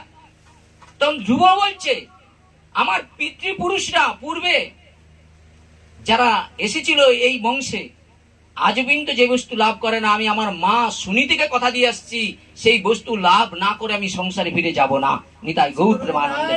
দেখুন তার যে ভগবানকে পাওয়ার যে বিশ্বাস, সেই বিশ্বাসটা নিয়ে যদি কেউ ভাগবত কথা শ্রবণ করেন, ভগবান তার বিশ্বাস পূর্ণ করবেই করবে। তো সেই জায়গায় দাঁড়িয়ে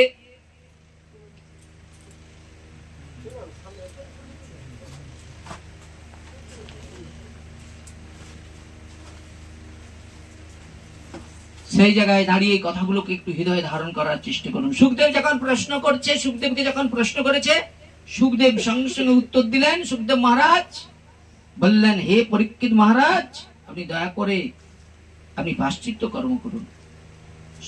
তদুত্তরে বললেন কি পরীক্ষিত মহারাজ? বলছে হে গুরুদেব পাশ্চিত্য কর্ম হলো হস্তি সানের মতো। হস্তি সান বোঝেন? আরে হ্যাঁ কিনা বলেন, হস্তি সান বোঝেন? এক জমিদার একটা হাতি পেলেছে, কেন জমিদার অনেক টাকা আছে, বাড়ির সামনে একটা হাতি পেলেছে। মানে হাতিটার স্বভাব কি বলেন তো? মালিক তার চাকর রেখেছে, তাকে ধৌত টৌত করে পরিষ্কার করেছে, আর হাতির স্বভাব সবসময় ওই কাদা মাখা।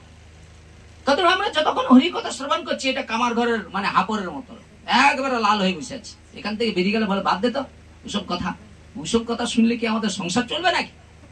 বলে যার বিশ্বাস এসে গেছে যে হ্যাঁ ভগবান আমার সর্বস্ব কিছু রক্ষা করে এবং আমি সেই ভগবানের চরণে বিশ্বাস রেখেছি, সংসার আমার নয়, এই সংসার ভগবানের, এই কথাটা বলে আজকে চলে যান। দায়িত্ব ভগবানের, আজ থেকে ভগবানের দায়িত্ব, এই সংসার আমার নয়। এ ভগবান এই সংসার আমি যতই শ্রম করি না কেন, এই সংসার আমি সুখ আনতে পারবো না, কিন্তু যদি এই সংসারে থেকে তোমার প্রিয় ভক্তির সেবা করতে পারি, তোমার সেবা করতে পারি, সুখ তো আপনা থেকে এই সংসারে আসবেই আসবে। সুখদেব মহারাজ কি করলেন? পরীক্ষিত মহারাজের কথা শ্রবণ করছেন। পরীক্ষিত মহারাজ বলছে হে গুরুদেব, ওই হাতি যেমন কি হয় না, মালিক ধৌত করে পরিষ্কার করে, কিছু সময় পরে কি করে না, ও কি করে কাদা মেখে আবার আগের মতো হয়ে যায়। তো এর দ্বারাই, পাশ্চিত্যের দ্বারাই পাপের বংশ ধ্বংস করা কখনোই সম্ভব না, পূর্ণরূপে সম্ভব না। হয় কিছু লাভ হয়, এই যে আপনারা যারা হরি কথা শুনছেন লাভ হবে, কিন্তু পূর্ণটা হবে কখন? যদি পরীক্ষিত মহারাজের মতো মনোযোগ সহকারে শ্রবণ করেন যে আমাকে ভগবত চরণ পেতে হবে, আমাকে ভগবানের কৃপা পেতে হবে, এই মনোভাব নিয়ে এলে তাহলে পূর্ণ কৃপাটা পাওয়া যায়। বুঝেছেন? ভালো কথা। তখনই সুখদেব বললেন হে রাজন, একমাত্রই পাপকে একমাত্র ধ্বংস করা যায় জ্ঞানের দ্বারা। খুব মন দিয়ে শুনুন, জ্ঞানের দ্বারাই পাপের বংশকে ধ্বংস করা যায়। এইবার সঙ্গে সঙ্গে সুখদেব মহারাজ যেই কথা বলেছে, পরীক্ষিত মহারাজ বলছে হে গুরুদেব জ্ঞানের দ্বারাই পাপের বংশ ধ্বংস করা যায়, কিন্তু পূর্ণরূপে সম্ভব নয়। আচ্ছা কথাগুলো দেখুন, অনেক তাৎপর্য কথা তো আপনারা ধরতে পারছেন না মনে হয়, বুঝেছেন কিরকম? তাহলে বলছে জ্ঞানের দ্বারাই পাপের বংশকে ধ্বংস করা যায়, কিন্তু পরীক্ষিত মহারাজ বলছে পূর্ণরূপে নয়। বলে কেন? আচ্ছা ধরুন আমরা জ্ঞানী বলেই তো আপনাদের চরণে বসেছি। আচ্ছা সত্যি কি আমরা জ্ঞানী? তাহলে আমরা যদি জ্ঞানী হই, তাহলে ভাগবতে এইরকম প্রমাণ দিচ্ছে কেমন অজামিল চরিত্র। অজামিল চরিত্রে যখন যমের দূতেরা অজামিলকে পাশবদ্ধ করে নিয়ে গিয়েছিল, বুঝেছেন, তখন বিষ্ণু দূতের এসে কি করলেন, অজামিলের পাশও মুক্ত করে তাকে বলছে ভয় পেও না, আমরা বিষ্ণুর দূত, আমরা তোমাকে রক্ষা করি। সঙ্গে সঙ্গে কি করলেন, যমের দূতেদেরকে ওখান থেকে বিতাড়িত করলেন। যমের দূতেরা যমরাজকে গিয়ে বলছে আমরা তো জানি এই সংসারে তুমি একাই হ্যাঁ শ্রেষ্ঠ, তোমার থেকে কি কেউ শ্রেষ্ঠ আছে?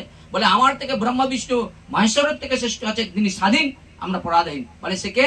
না ঈশ্বর পরমকৃষ্ণ সচ্চিত আনন্দময় বিগ্রহ অনাদির আদি গোবিন্দ সর্বকারণ কারণম। বলছে আরে সেই কথা যদি হয়, আমরা তো ধর্মশাস্ত্র মেনেই তো আমরা অজমিলকে পাশবদ্ধ করতে গিয়েছিলাম। কেন অজমিল পাপ করেছিল? নিজের বিবাহিত স্ত্রী সংসার পরিজনকে ত্যাগ করে জঙ্গলে গিয়ে একটা শূদ্রানীর সঙ্গে জীবন যাপন করে যত অধর্ম দুরাচারী কর্মে লিপ্ত ছিল, আর সেই কারণে আমরা তো তাকে পাশবদ্ধ করতে গিয়েছিলাম। তাহলে বেদে যেটা বেদ বিহিত কর্মের নাম হলো ধর্ম, তাহলে বেদ মেনে যে কর্ম করে তাকে বলা হয় ধর্ম। তাহলে বলুন তো, আমি যে ভাগবত আসনে বসেছি, আমি কি বেদ মেনে ভাগবত কথা প্রচার করছি? কথাটা আগে বোঝার চেষ্টা করুন, ভাগবত শুনলে হবে না। ধরুন আমি যে ভাগবতের আসনে বসেছি, আমি ভাগবত মেনে কি ভাগবত প্রচার করছি? এখানে কৃষ্ণদাস কবিরাজ বলছে মেলোচ্ছ পুলিন্দ বৌদ্ধ সভার বেদনিষ্ঠার মধ্যে অর্ধেক বেদ মুখে মানে বেদ নিষিদ্ধ কর্ম করে ধর্ম নাই গণে। তাহলে বেদে বলা আছে কি যে তুমি ভাগবত জগতের কাছে মহাপ্রভুর ইচ্ছা প্রচার করতে হবে। এবার গৃহস্বামী যদি আপনার কাজে কর্মে সন্তুষ্ট হয়ে আপনাকে যেটা দিবে সেইটাই সন্তুষ্ট হয়ে আপনাকে যেতে হবে। আপনি দেখুন তাহলে এত ভাগবত আর থাকবে না। বড় বড় পাঠককে ডেকে নিবেন, ডেকে নিয়ে বলবো আমার ঘরে ভাগবত করতে হবে, ধরেই আপনি 50-100 টাকা দিয়ে দিবেন। যদি প্রকৃত দেখবেন আপনার ঘরে মারপিট করে না গন্ডগোল করে, আপনি দেখে নিবেন, আপনার মুখে ছুরি দিয়ে চলে যাবে। তখনই বোঝা যাবে যে উনি আসনে বসে এক কথা বলে আর কর্তব্য আরেক করে। তাহলে কিন্তু প্রকৃত যে পাঠক হবে সে মনে করবে আজকের আমার কাছে তিনি 50 টাকার পাঠক মনে করেছে, এটাই আমার কাছে ছিল, আমি এটাকেই শ্রদ্ধা ভক্তি করে নিয়ে যাচ্ছি। তাহলে দেখবেন আপনার ঘরে মা অন্নপূর্ণা বসে থাকবে, আপনার সব কর্ম করার কারণ কারণ আপনার বিশ্বাস রয়েছে, আপনার ভগবানের প্রতি বিশ্বাস রয়েছে। তাহলে বেদ মেনে কর্মের নাম হলো ধর্ম। কিন্তু আমরা কি করেছি না, আমরা মুখে বেদ মানি আর বেদ নিষিদ্ধ কর্ম করি, ধর্ম নাই কেন? তাহলে বেদে বলা আছে অর্থের বিনিময়ে জগতে ধর্ম প্রচার করা কখনো উচিত নয়। তাহলে বেদকে বিক্রি হয়ে যাচ্ছে। কিন্তু সেই জায়গায় প্রমাণ আপনারা বলতে পারেন যে যারা নিচ্ছে মনে আপনি তার বিরোধী করছেন না, আপনারা প্রমাণ দেখেন।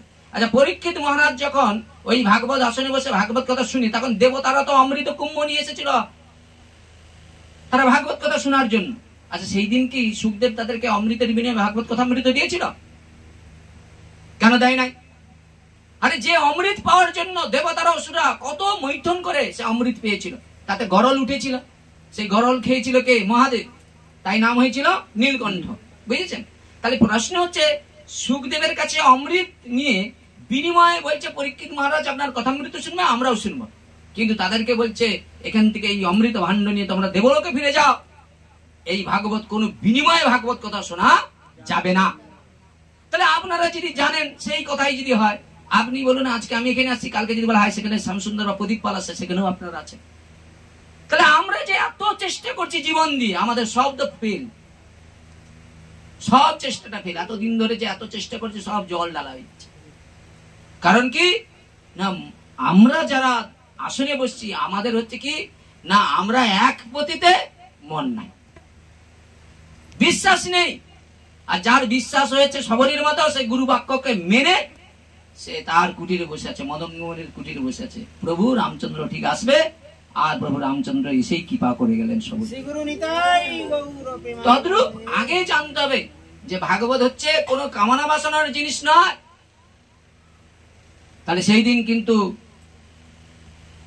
দেবতারা ভাগবত থেকে বঞ্চিত হয়ে গিয়েছিল। সেই তারা কি করলেন, ব্রহ্মার কাছে গিয়ে বলছে আমরা কলি যুগে একটা মনুষ্য তনু লাভ করতে চাই, মনুষ্য দেহ পেতে চাই। বলে তোমরা মনুষ্য দেহ পেয়ে কি করবে? বলে ক্ষণকাল ভাগবত রূপ সাধুর সঙ্গ করব। আর ভাগবত রূপ সাধুর সঙ্গ করে যদি পরীক্ষিত মহারাজ ব্রহ্ম শাপ থেকে মুক্ত হয়ে বৈকুণ্ঠে যেতে পারে, তাহলে আমরা দেবলোক চাই না, আমরা বৈকুণ্ঠ লোক চাই। তাহলে আমাদেরকে কি প্রয়োজন? কলির মানব হতে হবে। আর কলির মানব হলে আমরা যদি ভাগবত রূপ সাধুর সঙ্গ করি, তাহলে আমরা জ্ঞান ভক্তি বৈরাগ্যের মাধ্যম দ্বারা আমরা গোলক বৃন্দাবনে যেতে পারি। নিতাই গৌর প্রেমানন্দ। তাহলে ভাগবত শুনলে কি হয়? প্রথমে জ্ঞান। কি জ্ঞান? আমি কে, কোথা থেকে আসছি। তাহলে আমি দেহ না, আমি আত্মা। বুঝেছেন? জ্ঞান। তারপরে কি আসবে? জ্ঞানের পরে আসবে কি? বৈরাগ্য। আরে জ্ঞান না হলে তো বৈরাগ্য আসবে না, জ্ঞান না হলে ত্যাগ। আচ্ছা বলুন তো, জ্ঞানী লোকেরাই তো ত্যাগী হবে। আজকে বলুন, আমরা যারা জ্ঞান দিচ্ছি আমরা ত্যাগী? আরে জ্ঞানী মানুষ তো ত্যাগী হবে, তিনি তো সংসার সম্বন্ধে জেনে গিয়েছে, এই সংসারে সবকিছু শেষের দিনে ঘর বাড়ি স্ত্রী পুত্র সব ফেলে যেতে হবে, এগুলো সঙ্গে করে নিয়ে যাওয়া যাবে না। তাহলে আমরা যদি জানি সবকিছু জেনে, তাহলে আমরা সবচেয়ে বড় ভুলটা কোথায় করছি? যে ভাগবত ধর্মটাকে আমরা কিন্তু মহাপ্রভুর ইচ্ছাকে প্রচার করবার জন্য এই জগতে এসে আমরা ধর্ম শিক্ষাটাকে আমরা গ্রহণ করে আমরা কি করেছি, গুরু পরম্পরা ধারাটাকে নষ্ট করে দিতে চাচ্ছি। আজকে হিসাব করে দেখুন, চৈতন্য মহাপ্রভু থেকে নিত্যানন্দ প্রভু পর্যন্ত যত আদর্শ আদর্শ বৈষ্ণবজন ছিলেন, তারা তাদের জীবন দিয়ে ভাগবত ধর্ম প্রচার করেছে। কিসের জন্য? জগৎকে দেখালেন। কিন্তু আজকে আমরা কি করছি? আজকে আমার কথাই বলছি। তো সেই জায়গায় দাঁড়িয়ে দেবতাদের চোখে জল দেখে ব্রহ্মাজি বললেন, বলছে দেখো এই যে তোমরা দেবলোক পেয়েছো এটা পূর্ণের ফলে, তাহলে এই পূর্ণটা ক্ষয় হলে তোমাদেরকে ওই মর্তধামে যেতে হবে। মর্তধামে যাওয়ার পরে 84 লক্ষ যোনি ভ্রমণ করার পরে যখন গোমাতা হবে, গোমাতা তার সর্বস্ব কিছু দিয়ে কি হয়, ভগবানের সেবা করতে পারে। তারপরে এই মনুষ্য দেহটা, আপনারা একবার ভেবে দেখেছেন তো এই মনুষ্য দেহটা কত কঠিন? তাহলে এত সুন্দর দেহটা পেয়েছি কিসের জন্য? এই সংসারে আমরা যতই চেষ্টা করি না কেন, আমরা আমাদের দেহ দিয়ে আমরা এই জড় জগতের কাউকে খুশি করতে পারবো না। যে ছেলেটা দেখবেন মাসে 1 লক্ষ টাকা করে রোজগার করে, তার পিতা মাতাকে যে বলো যে তুমি সুখী, বলে না। তাহলে প্রশ্ন হচ্ছে কি না, আমরা সুখটা খুঁজছি বাইরে থেকে। আচ্ছা, একজন ব্যক্তি বাইরে থেকে কি করছে না, চোখ দিয়ে দেখছে কারো একটা বাড়ি, এরকম একটা বাড়ি, তাহলে বাড়িটা পেয়ে গেলে তার সুখ হয়ে যাবে। বলছে বাড়িতে হচ্ছে না, একটা খাট, তাহলে 1.5 লক্ষ টাকা দিয়ে একটা খাট কিনে নিয়ে এলেন, আপনার চোখে ঘুম নাই, তাহলে ওই খাটটা কিন্তু আপনার সুখ নয়, আপনার ঘুমটা সুখের বিষয়। তাহলে আপনি কিন্তু সেই খাট আছে কিন্তু আপনাকে ট্যাবলেট খেয়ে আপনাকে ঘুমাতে হচ্ছে। অনেকে দেখবেন খুব পেটুক লোক খেতে খুব ভালোবাসে, আর যারা একটু পেটুক লোক তারা কিন্তু একাদশীর দিন আমাদের মহৎ সঙ্গ করার জন্য আসে না, বলে ভোট ওই সব আমাদের দ্বারা হবে না, ওসব একাদশী আমাদের দ্বারা হবে না। আজকে একাদশীর দিন, আরে অন্য তো দূরের কথা, আজকে একাদশীর দিন যদি আপনি ভালো করে দেখেন, হ্যাঁ পশুরা যেমন মহোৎসব করে, আমাদের দেশে করে আজকে আমরা একাদশীর দিন মহোৎসব দেখতেছি। আজকে একাদশীর দিন সনাতন ধর্মে, আজ একাদশীর দিন চৈতন্য মহাপ্রভু তার প্রথমেই তিনি মাকে শিক্ষা দিয়েছিলেন, একদিন মাতৃপদে করিয়া প্রণাম, মাতা বলে কৃপা করে দেহ একদান, মাতা বলে যা চাইবে তাই দেবো। তখন মহাপ্রভু বললেন একাদশী দিন অন্ন না খাইবা, বলছে একাদশীর দিন মা অন্ন খেও না। তাহলে মহাপ্রভু ছোটবেলায় তার মাকে কি করলেন, একাদশীর সম্বন্ধে শিক্ষা দিলেন। কেন? বললেন একাদশী এইরকম একটা বস্তু, বললেন গয়া গঙ্গা বারাণসী তার চেয়ে বড় একাদশী। তাহলে একাদশী জিনিসটা কি? বলছে একাদশী হচ্ছে ভগবানের সবচেয়ে প্রিয় তিথি, একে বলা হয় মাধব তিথি। মাধবের সবচেয়ে বড় প্রিয় তিথি। আচ্ছা ওইখানে জায়গা আছে, এই পাশে জায়গা নাই, এই পাশে। তাহলে ভগবানের সবচেয়ে প্রিয় তিথি কি? একাদশী তিথি। এই কথা বলছো কেন? আবার কথা বলছো কেন? আপনি কথা বলার জায়গা নয়, এটা শোনার জায়গা, বুঝেছেন? তাহলে একাদশী হচ্ছে ভগবানের সবচেয়ে প্রিয় তিথি, একাদশী তিথি। তাহলে একাদশী তিথি কি? বলছে একাদশী তিথিকে বলা হয় ভক্তির জননী। যারা একাদশী ব্রতকে নিষ্ঠার সহিত করে, নিষ্ঠা মানে একাদশী মানে ফল খাওয়া নয়, একাদশী মানে একাদশী ইন্দ্র দিয়ে আজ প্রতিজ্ঞা করে আসতে হবে যে আমি ভাগবতে যাচ্ছি, আমি ভগবত প্রেম ভক্তি যেন আমি লাভ করতে পারি। নাহলে একাদশীর দিন আমি এখানে এলাম, গল্প করে চলে গেলাম, মানে আমার একাদশী ব্রত হলো না। আমি এমন হরি কথা শুনবো যদি আমার চোখের আগের দিকে একটা ঘরে আগুন লেগে যায়, যেন আমার চিত্তটা যেন চঞ্চল হয়ে যায়। একাদশী দিন একাদশী ইন্দ্র দিয়ে ভগবানের নাম জপ করতে হবে। একাদশী মানেই কি? ফল খাওয়া? আরে পাখিরাও তো ফল খায়, তাহলে তারা তো রোজ একাদশী ব্রত করছে। একাদশী মানে একাদশীর দিন বেশি করে নাম জপ করতে হবে, বেশি করে হরি কথা শ্রবণ করতে হবে। তো সেই জায়গায় দাঁড়িয়ে দেবদুর্লভ ভাগবত কথা, দেবতারা যে এই কথাটা পেল না, তারা চোখের জলে মুখ ভেসে যাচ্ছে। আর পরীক্ষিত মহারাজ যখন ব্রহ্ম শাপ মুক্ত হয়ে চলে যাচ্ছে, তখন ঋষিরা তারা মনে মনে চিন্তা করলেন, দেবতারা মনে মনে চিন্তা করলেন এই মর্তধামে এমন কি বস্তু আছে, এমন কি আছে যার দ্বারায় পরীক্ষিত মহারাজ ব্রহ্ম শাপ মুক্ত হয়ে বৈকুণ্ঠে চলে গেল। তখনই দেবতারা একটা তুলা যন্ত্র মানে দাঁড়ি পাল্লা, বুঝেছেন? একদিকে কি করলেন না, সেই দেবলোকে যত সাধন ভোজন ছিল সব এক দাঁড়ি পাল্লায় রাখলেন, আর এক দাঁড়ি পাল্লার এক সাইডে দিলেন ভাগবত মাটি ছুঁয়ে একবার বসে রয়েছে। সেই দিন মুনি ঋষিরা দেবতারা সঙ্গে সঙ্গে বললেন, ক্ষণকাল যদি ভাগবতের সঙ্গ করে তবেই তার বৈকুণ্ঠ গতি লাভ হয়ে যেতে পারে। ভাগবত এত সহজ জিনিস না, ভাগবত সম্বন্ধে অনেক জ্ঞানের প্রয়োজন আছে। তাহলে সেই জায়গায় দাঁড়িয়ে পরীক্ষিত মহারাজ প্রশ্ন করলেন যে হে গুরুদেব, আপনি তো বলছেন জ্ঞানের দ্বারায় একমাত্র পাপের বংশকে ধ্বংস করা সম্ভব। কিন্তু শুনুন গুরুদেব, জ্ঞানের দ্বারাই পাপের বংশ ধ্বংস করা যায় ঠিকই, কিন্তু পূর্ণরূপে নয়। বলে বাঁশ বাগানে যদি আগুন লেগে যায় তখন কি হয় না, ওই আগুনের দাপটে যত কাঁচা শুকনো বাঁশ সব বাঁশঝাড়টা পুড়ে ছাই হয়ে যায়, হয় না? হয় নাই বলে হয়তো। কিন্তু বলুন তো, ওই বাঁশঝাড়ের মাটির তলায় যে কিছু বাঁশের গেঁড়গুলো রয়েছে, আষাঢ় মাসের বৃষ্টি পড়লে সেগুলো আবার গাছে পরিপূর্ণ হবে না? হবে না? তাহলে এখানে প্রশ্ন হচ্ছে কি, তাহলে প্রথমে বলছিল পাশ্চাত্যের দ্বারাই পাপের বংশকে ধ্বংস করা যায়, তাতে পরীক্ষিত মহারাজ বলছেন না গুরুদেব, এটা পূর্ণরূপে হয় না। যখনই আবার বললেন জ্ঞানের দ্বারাই, বলে এটাও দ্বারাও হয় না। তখন কৃপা করে পরীক্ষিত মহারাজ বলছে, হে গুরুদেব, আপনি দয়া করে বলুন কিসের দ্বারা পাপের বংশকে ধ্বংস করা যায়? তখন সুখদেব মহারাজ বলছে, আরে আপনি তো 7 দিনের মধ্যে মারা যাবেন, আপনার এটা জেনে কি লাভ? বলে এই প্রশ্ন আমি আমার জন্য করছি না, আগত কলির মানবের জন্য করছি। কেন? কলিযুগের মানুষ দুরাচারী, পাপাচারী, মিথ্যাবাদী, সদা সর্বদা অপরকে দেখলে হিংসা করবে, অপরের ক্ষতি করবে, অপরের কি করে অমঙ্গল হয়। কিন্তু ভক্ত তো কখনো অপরের অমঙ্গল চাইবে না, তারা তো অপরের মঙ্গল করার জন্য এই পৃথিবীতে আসছে, যাতে তার দ্বারাই জীবের মঙ্গল হয়। তাহলে আপনি আপনার দ্বারাই ভক্তি পথে এসে আপনার দ্বারা কারো মঙ্গল হচ্ছে কিনা আপনি একবার ভেবে দেখেছেন যে হে ভগবান, এতদিন ধরে ভক্তি পথে আসছে, আমার দ্বারা কি কারো উপকৃত হচ্ছে, বা আমি কারোকে নিঃস্বার্থ ভাবে কারো উপকার করার প্রবণতা তৈরি করেছি? এই চিন্তাধারাগুলো আমাদের প্রয়োজন। তখনই সুখদেব মহারাজ বললেন, হে রাজন, একমাত্র যারা ভক্তিকে আশ্রয় করে, সেই ভক্তিকে যারা আশ্রয় করে, তারা পাপের বংশকে পূর্ণরূপে ধ্বংস করে। কিন্তু প্রথম হবে না, একটু একটু করে তার জানতে যেমন একটু একটু করে একটু ভুল করতে করতে সঠিক জায়গায় আসবে। প্রথমে আসবে না, কেন? আসতে একটা সময় লাগবে, বুঝেছেন? আমিও প্রথম অনেক ভুল করেছি, আস্তে আস্তে করে আপনাদের আশেপাশে একটু একটু করে হচ্ছে, কারণ পূর্ণরূপে হয় না। অনেক কঠিন ব্যাপার, কারণ বড় বড় ঋষিরাও পর্যন্ত মায়ায় মোহ হয়ে তারা ডুবে মরে গিয়েছে, বুঝেছেন? আর আমি তো সামান্য ক্ষুদ্র মায়াবদ্ধ জীব, বুঝেছেন? ব্রহ্মা নিজের কন্যার প্রতি কামাবেশে ধাবিত হয়ে ছুটতে শুরু করেছে, আর তাকে দেখলেন কে না, ব্রহ্মার মন থেকে মরিচির জন্ম, আর মরিচির 6 জন পুত্র, বুঝেছেন? মরিচির কয়জন পুত্র? 6 জন পুত্র। এই 6 জন পুত্র কি করলেন, ব্রহ্মার এই দৃশ্য দেখে তারা হাসতে শুরু করলেন। খুব মন দিয়ে শুনুন। আর এই হাসার কারণে বৈষ্ণব চরণ অপরাধ হয়ে গেল। অপরাধরা দেখুন, এই জন্য বলছে বৈষ্ণবের ক্রিয়া মুদ্রা বিজ্ঞানে বুঝে, বিজ্ঞ মানে পণ্ডিত। তার কারণে কি হলো না, কংসের কারাগারে যখন বসুদেব এবং দেবকী তাদের গর্ভে যে একটা করে সন্তান জন্ম হয়েছিল, ওরা কারা?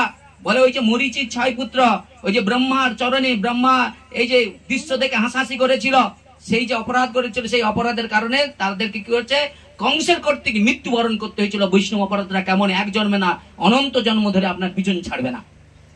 এই জন্য বলছে বৈষ্ণবকে কষ্ট দিলে নিজে কষ্ট পায়, জন্মার্জিত পূর্ণতা ছেড়ে চলে যায়। এই জন্য বারবার আমাদের চিন্তা করতে হবে যে প্রত্যেকটা জীবের মধ্যে বিষ্ণু সত্তা মানেই তিনি বৈষ্ণব। কে আচরণ করছে কে আচরণ করছে না এটা আমার বিষয় নয়, কিন্তু কে আচরণ করছে কে আচরণ করছে না সেটাও আমি জানতে পারবো না। অনেকেই দেখবেন শাস্ত্র সিদ্ধান্ত, অনেকের দেখবেন অনেকের দেখবেন আচরণ দেখলে মনে হবে না ঠিক মতো আচরণ করছে না, এরকম মনে হবে, বুঝেছেন? কিন্তু ভগবান বলছে অতি দুরাচারী ব্যক্তি যদি তার মন দিয়ে সদা সর্বদা আমার চিন্তা করে, তাহলে তার সেই ভক্তির দ্বারায় সেই পাপটা পূর্ণরূপে তার ধ্বংস করে দিতে পারে। ভক্তি এমন জিনিস, বাহ্যিক বাইরে থেকে দেখলে লোকটা মনে হবে দুরাচারী, কিন্তু ভিতরে তার ভক্তি আমার থেকেও অনেক বেশি। আমি জানবো কেমন করে, বুঝেছি? তো সেই জায়গায় দাঁড়িয়ে সেই মরিচির 6 পুত্র কংসের কর্তৃক তারা মৃত্যুবরণ করেছিল। তাহলে পাপটা কিরকম দেখুন, পূর্বে করেছিল সেটা এখন কাজ হচ্ছে। তাহলে সেই জায়গায় দাঁড়িয়ে তাহলে ভক্তির কথা বলছে। তাহলে এখানে উদ্ধব বলছে, উদ্ধবকে ভগবান বলছে, শোনো উদ্ধব, জ্ঞানের দ্বারায়, বিদ্যার দ্বারায়, তপস্যার দ্বারায়, সেবা পূজার দ্বারায় জীব আমাকে পাওয়ার জন্য নিরন্তর প্রচেষ্টা করছে, প্রয়াস করছে আমাকে পাওয়ার জন্য, কিন্তু এগুলোর দ্বারাই কখনো জীব আমাকে পাবে না। এবার আপনি কি করবেন বলুন? এটা আমার কথা নাই, ভগবানের কথা উদ্ধবকে বলছে। বলে কেন? আমি নিত্য মুক্ত। ভগবান নিত্য মুক্ত না নিত্যবদ্ধ? নিত্য মুক্ত, আমরা কিন্তু নিত্যবদ্ধ। তাহলে ভগবান বলছে আমি নিত্য মুক্ত, কিন্তু ভগবান আবার উদ্ধবকে বললেন, শোনো উদ্ধব, আমি নিত্য মুক্ত হলেও একজনের কাছে নিত্যবদ্ধ। বলে কার কাছে? বলছে মাতা মরে পুত্র জ্ঞানে করণ বন্ধন, অতি হীন জ্ঞানে করে লালন পালন, মোর পুত্র মোর সখা মোর প্রাণপতি, এইভাবে যেই মরে করে শুদ্ধ ভক্তি। তাহলে ভক্তির কাছে ভগবান কিন্তু একবারে হাস স্বীকার করে। তার প্রমাণ সেই প্রতিজ্ঞা ভঙ্গ হইল গোপীর ভজনে, তাহার প্রমাণ কৃষ্ণ শ্রীমুখ বচনে। ভগবান সেখানেই বললেন কি, যে যথামাং প্রবদন্তে তাং তদাইব ভজম্মহ, আমাকে যে যেভাবে অনুসরণ করবে আমি তাকে সেই সেভাবে কিবা করব। ঐশ্বর্য জ্ঞানেতে জগত মিশ্রিত, ঐশ্বর্য সিদ্ধ প্রেমে নাই মর্পিত, আপনারে বড় মানে আমারে সমহীন, তার প্রেমে আমি হই অধীন। কেন? ভগবান যখন গোচরণ করতে গিয়েছিল তখন সকারা কি করেছে, কখনো নিজে খেয়েছে সেই এঁঠোটা আবার কৃষ্ণ খাইয়েছে, কখনো কৃষ্ণের কাঁধে চড়েছে, কৃষ্ণ কাঁধে চড়েছে। ব্রহ্মা সেটা মনে মনে চিন্তা করলেন, ভগবান যদি উনি হয় তাহলে ভগবান তো কোনোদিন এঁঠো খাবে না, ভগবান তো কারো কাঁধে চড়বে না, তাই এ কেমন ভগবান? ভগবানকে পরীক্ষা করতে গিয়ে ব্রহ্মাজি আজ কি করলেন, ভগবানের চরণ অপরাধ করে তিনি কি করলেন, যবন কুলে জন্মগ্রহণ করলেন। নাম হলো কি হরিদাস। হারেস, হারেস পরে তো হরিদাস হয়েছে। জন্মে আসল পরিচয় না, আসল পরিচয় তার কর্মে, জন্ম যথা তথা কর্ম হোক ভালো। তাহলে সেই জায়গায় দাঁড়িয়ে ভগবান বললেন সেই প্রতিজ্ঞা ভঙ্গ হইল গোপীর ভজনে, তাহার প্রমাণ কৃষ্ণ শ্রীমুখ বচনে। হে গোপীগণ, তোমরা যেভাবে সংসার বন্ধন ত্যাগ করে আমার সেবা পূজা করেছ, ব্রহ্মার আয়ুকাল আমি যদি ওবা পাই তথাপি শোধিতে ঋণ মোর সাধ্য নাই। কথাগুলো বুঝার চেষ্টা করুন, না বুঝলে কিচ্ছু হবে না। ভাগবত অনেক আলাদা জিনিস, না বুঝতে পারলাম। তাহলে ভগবান কার কাছে ঋণী? গোপীদের কাছে। কেন ঋণী? না গোপীরা আপনাদের মতো সংসার করেছিল, তারা সংসার করা মুখ্য উদ্দেশ্য ছিল কি না, তাদের দেহ ইন্দ্র দিয়ে কৃষ্ণ সুখের জন্য তারা সংসার করেছিল। আর আমরা আমাদের স্বামী সুখ, পুত্র সুখ, এইরকম অনন্ত জন্ম আপনারা দেহ পুনরূপী জন্ম পুনরূপী জন্ম মৃত্যু সংসার এরকম জন্মাবেন মরবেন, কিন্তু যতক্ষণ না ভক্তি আশ্রয় করেন, যতক্ষণ না কৃষ্ণের সংসার করেন, আপনার জন্ম মৃত্যুটাই বৃথা। এই জন্য হাতে পায়ে ধরে বলছি মা, সুযোগ খুব কম আছে জীবনে। সুযোগ জীবনে যদি 100 বছর কারো পরমাই হয়, হ্যাঁ 100 বছর যদি সংসার নিয়ে মেতে থাকে গদ্ধবের মতো, তাহলে এটাকে বাঁচা বলে না। যদি একদিন যদি মহৎ সঙ্গ করেন, একদিন যদি ভক্তি আশ্রয় করেন, একদিন যদি ভগবানকে ভক্তি করেন, একদিন যদি ভগবানের নিবেদিত অন্ন প্রসাদ গ্রহণ করে মৃত্যুবরণ করেন, সেইটাই আপনার জীবন। এই জন্য অনুরোধ করছি ভক্তিকে আশ্রয় করুন। ভক্তি এসে গেলে কি হবে? বলে ভক্তি এসে গেলে এই সংসারে, এই গ্রামে শান্তি এসে যাবে। যারা এই গ্রামে দেখেন, আমি আপনাদের আশীর্বাদে আশপাশ গ্রামে মহাপ্রভুর ইচ্ছায় প্রচার করি। কতটা প্রচার করি আমি তা জানি না, প্রচারে বসে আছি করি। অনেক জায়গায়, হ্যাঁ অনেক জায়গায় গিয়ে অনেক সমস্যাও পড়ি, তার সমস্যাকে আমি সমস্যা মনে করি না। কেন? আমি দেখে নিচ্ছি ভগবানের প্রিয় ভক্তের আদর্শ কেমন কেমন। দেখেন, একজন সাধু একদিন গঙ্গা স্নানে যাচ্ছে, বুঝেছেন? ও গঙ্গা স্নানে যেতে একজন সংসারী মানুষ মনে মনে চিন্তা করলেন, এই সাধুকে আজকে পরীক্ষা করবো, এই না সাধুত্ব কতটা রয়েছে। তো সেই সাধু যখন গঙ্গা স্নানে যায়, একজন মায়াবদ্ধ জীব কি করলেন, গাছের উপরে বসে আছে। ওই সাধু গঙ্গা থেকে যখন স্নান করে আসে, ও মুখ থেকে থুতু নিয়ে ফট করে গায়ে ফেলে দেয়। সাধু ওই মুখের দিকে তাকায়, আর কিছু বলে না, গড় গড় করে আবার গঙ্গা স্নানে চলে যায়, বুঝেছেন? আবার স্নান করে যখন ওখান থেকে পাস করে আবার গায়ে থুতু ফেলে। এইভাবে থুতু ফেলে একবার না বহুবার ফেলেছে, বুঝেছেন? আর বহুবার ওই সাধু গঙ্গা স্নানে যাচ্ছে, কোনো উত্তরও করে না, গালিও দেয় না, নিন্দাও করে না। আর আমার গায়ে দিয়ে দেখবে আমি ফট করে এখান থেকে ছেড়ে চলে যাবে। এটা মানে আমার বৈষ্ণবতা না। বলে আমার গায়ে যদি কেউ থুতুও বলে, আমাকে আমার নামে নিন্দাও করে, এত নিন্দা সহ্য করার পরে যে করবে তার চরণে প্রণাম করতে হবে, তবেই আমার বৈষ্ণবতা। সহ্য শক্তিটা এতটা হওয়ার দরকার, কতটা কঠিন দেখেন। তো সেই জায়গায় দাঁড়িয়ে সেই সাধু বাবাকে অনেক চেষ্টা করেছেন, কিন্তু কোন মতে তার মধ্যে ক্রোধ প্রকাশ করতে পারে না, সে আর কিছু বলে না। এরপরে সেই মায়াবদ্ধ জীব সে কি করলেন, গাছ থেকে নেমে সে সাধুর চরণে পড়ে কাঁদতে শুরু করেছে। সাধু বলল, আরে বাবা তোমার কি হয়েছে, কান্নাকাটি করছে কেন? বলে আপনার মতো মহান সাধুর চরণে আমি বড় অপরাধ করেছি। বলে আরে তুমি অপরাধ করলে কোথায়? বলে এই যে আপনি গঙ্গার স্নানে গিয়েছিলেন, স্নান করে আপনি আপনার কর্মে যাবেন, আপনার গায়ে আমি থুতু ফেলেছি। বলে আরে তুমি তো আমার অপরাধ করে, তুমি তো আমার বড় উপকার করেছো, তোমার মতো বন্ধু কয়জন পায়? এই তো মাথা খারাপ, আরে আমি উপকার করলাম কেমন করে? বলে জানো আমি রোজ একবার করে গঙ্গা স্নান করতাম, কিন্তু তুমি আমার আজকে গায়ে থুতু দিয়ে 30 বার গঙ্গার স্নানের পূর্ণ ফলটা দান করে। তাহলে আমরা উল্টা দিক দিয়ে দেখছি। আর একটা কি বললে না বললে হয়, এক জমিদার রয়েছে, আর জমিদার পাশে একজন দরিদ্র লোক রয়েছে। আর জমিদার ব্যক্তি কি করেছে, বাজার থেকে গরমের দিনে একটু ঠান্ডা জল খাবে, ঠান্ডা জিনিস খাবে বলে একটা কি করেছে, এই ফোনগুলো একটু সাইলেন্ট করেন। এই জন্য দেখুন ভাগবত এলে না, ফোন তো কলিযন্ত্র, ওকে সাইলেন্ট করতে হয়, বুঝেছেন? তো একটু কলিযন্ত্র থেকে সাবধান রাখবেন, নাহলে আপনার মনটা এই কলির দিকে চলে যাবে, সেখান থেকে আসা আর ঘরে ফোন করা একই ব্যাপার হয়ে যাবে, বুঝেছেন? ভাগবতের কিছু ফল হবে না, বুঝেছেন? তো সেই জমিদার কি করেছে, বাজার থেকে একটা ফ্রিজ নিয়ে এসেছে। আচ্ছা, গরিব লোকটা দেখতেছে, ও তো ফ্রিজ সম্বন্ধেই ওর জ্ঞান নাই যে ফ্রিজে কি রাখতে হয়, বুঝেছেন? তো এই জমিদার লোকটা যখন ফ্রিজ কিনে নিয়ে এসে, গরিব লোকটা কি করেছে, একটু একটু করে পয়সা জমাতে ওর এখন ফ্রিজ কেনার একটা 15-20 হাজার টাকা হয়ে গিয়েছে। ও এখন ফ্রিজ কিনতে গিয়েছে, ফ্রিজ কিনে নিয়ে আসে, কিন্তু ফ্রিজে কি রাখতে হবে সেটাই জানে না, বুঝেছেন? খুব মন দিয়ে শুনুন, এর মধ্যেই আমাদের তত্ত্ব রয়েছে, বুঝেছেন? একটু ভালো করে দেখার চেষ্টা করুন। তো এখন জমিদার মানুষ, সে জানে ফ্রিজে কি করতে হয়, থামস আপ রাখতে হয়, ফল রাখতে হয়, সবজি রাখতে হয়, মিষ্টি রাখতে হয়, দই রাখতে হয়, সেসব রেখেছে। আর গরিব মানুষটা দেখো, এতবার বলতেছি ফোনটা সাইলেন্ট করতে পারছে না, ফোনটা সাইলেন্ট করুন না। তো এইবার সেই জায়গায় মা কথা বলো না, ওই দিকে তাকান, এইদিকে তাকান, বুঝেছেন? প্রভু এরপরে পাঠ করবে, ঠিক আছে? প্রভু তিনি আমাকে যা অনেক সুযোগ দিয়েছে, এতটা সুযোগ দেওয়াটা সাধুর কর্তব্য, সাধুরাই দেয়, ঠিক আছে? তো এই কথা বলো না মা, কথা বলো না, এই কথাটা শুনুন মন দিয়ে। তো এইবার জমিদার কি করেছে, তার ঘরে ফ্রিজটাই ওইসব রেখেছে। হঠাৎ একদিন দেখলেন ওই জমিদারের ঘরের কাছ থেকে ওই দরিদ্রের ঘরে যেতে হয়, দেখেন ফ্রিজ কিনে ও যাচ্ছে।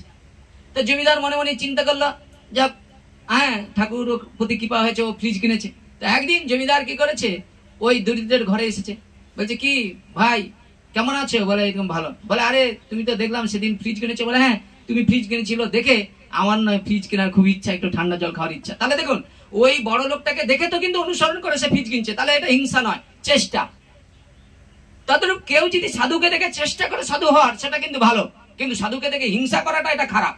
ও ফ্রিজ কিনে নিচ্ছে, আমি কিনতে পারিনি, আমাকে চুরি হারা করে কিনতে বের করার চেষ্টা করুন, বুঝেছেন? তো ভালো কথা। তো সেই বড় লোকটা গিয়ে ওই গরিব লোকটাকে গিয়ে জিজ্ঞাসা করছে, আচ্ছা বাবা তুমি ফ্রিজ তো কিনেছ, দেখি তুমি ফ্রিজে কি রেখেছো? যেই ফ্রিজের দরজাটা খুলেছে, দেখে না যত ছিঁড়া জুতা, যত ছিঁড়া কাপড়, ছিঁড়া কাঁথা। তখনই সেই জমিদার বলছে, আরে তুমি ফ্রিজটা কিনেছ, ফ্রিজে এসব কি রেখেছো? বলে তাহলে ফ্রিজে কি রাখে? তাদের আমাদের ভগবান এই দেহরূপ ফ্রিজটা দিয়েছে, আমরা এত অসৎ সঙ্গ করেছি, যত খারাপ জিনিসগুলো সেইগুলো আমরা এই দেহ ফ্রিজে রেখেছি বলে এত ভাগবত কথা শুনতেছি। ভগবান আমাদের ভিতরে সেই চিত্ত বৃত্তিটাকে পরিবর্তন করছে না। প্রেম চলো নিতাই গৌর প্রেমানন্দ। দেহটাই কি রাখতে হয়, ফ্রিজে কি রাখতে হয়? ভগবান পূর্ণরূপে বললেন, ফলং জলং পুষ্পং পাত্র, আমাকে নিবেদন করে অনুকল্প গ্রহণ করুন।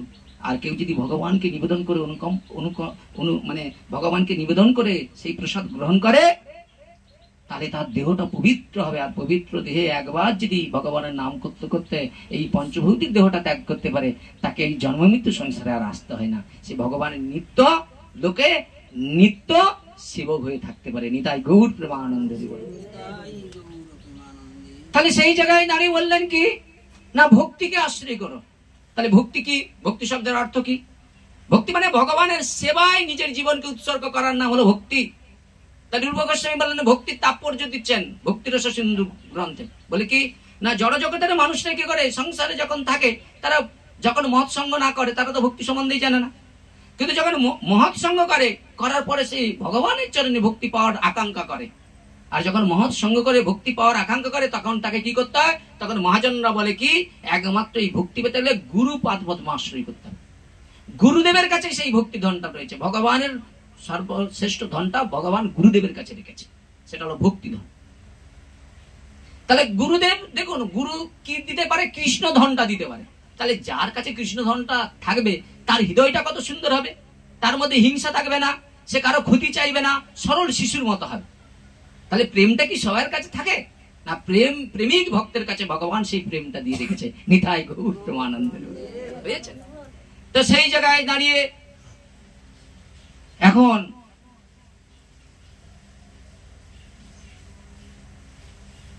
ইন্টারনেট কেটে যায় আমার মাঝে, বুঝেছেন? কিছু মনে করবেন না, কেটে যায়। কেন এটা ভাবের মধ্যে কোথায় ছিলাম মনে আছে? কোথায় ছিলাম? হ্যাঁ না না, তারপরে চলে গিয়েছিলাম যে রূপ গোস্বামীর কথা বলেছিলাম। হ্যাঁ, ইন্টারনেট আবার চলে আসছে। রাধা মাধব কি গ্রন্থরাজ শ্রীমদ ভাগবত মহাপুরাণ কি দেখছেন, কেউ জয় দিচ্ছে। জয়টিকে আমি কোনো আমার ব্যক্তিগত দিতে চাচ্ছি নাকি? মহাপ্রভু আসবে কেমন করে, নিত্যানন্দ প্রভু আসবে কেমন করে? গ্রন্থরাজ শ্রীমদ ভাগবত মহাপুরাণ কি, আপন আপন গুরুদেব কি, ভুবন মঙ্গল নাম সংকীর্তন কি, নিতাই গৌর প্রেমানন্দে।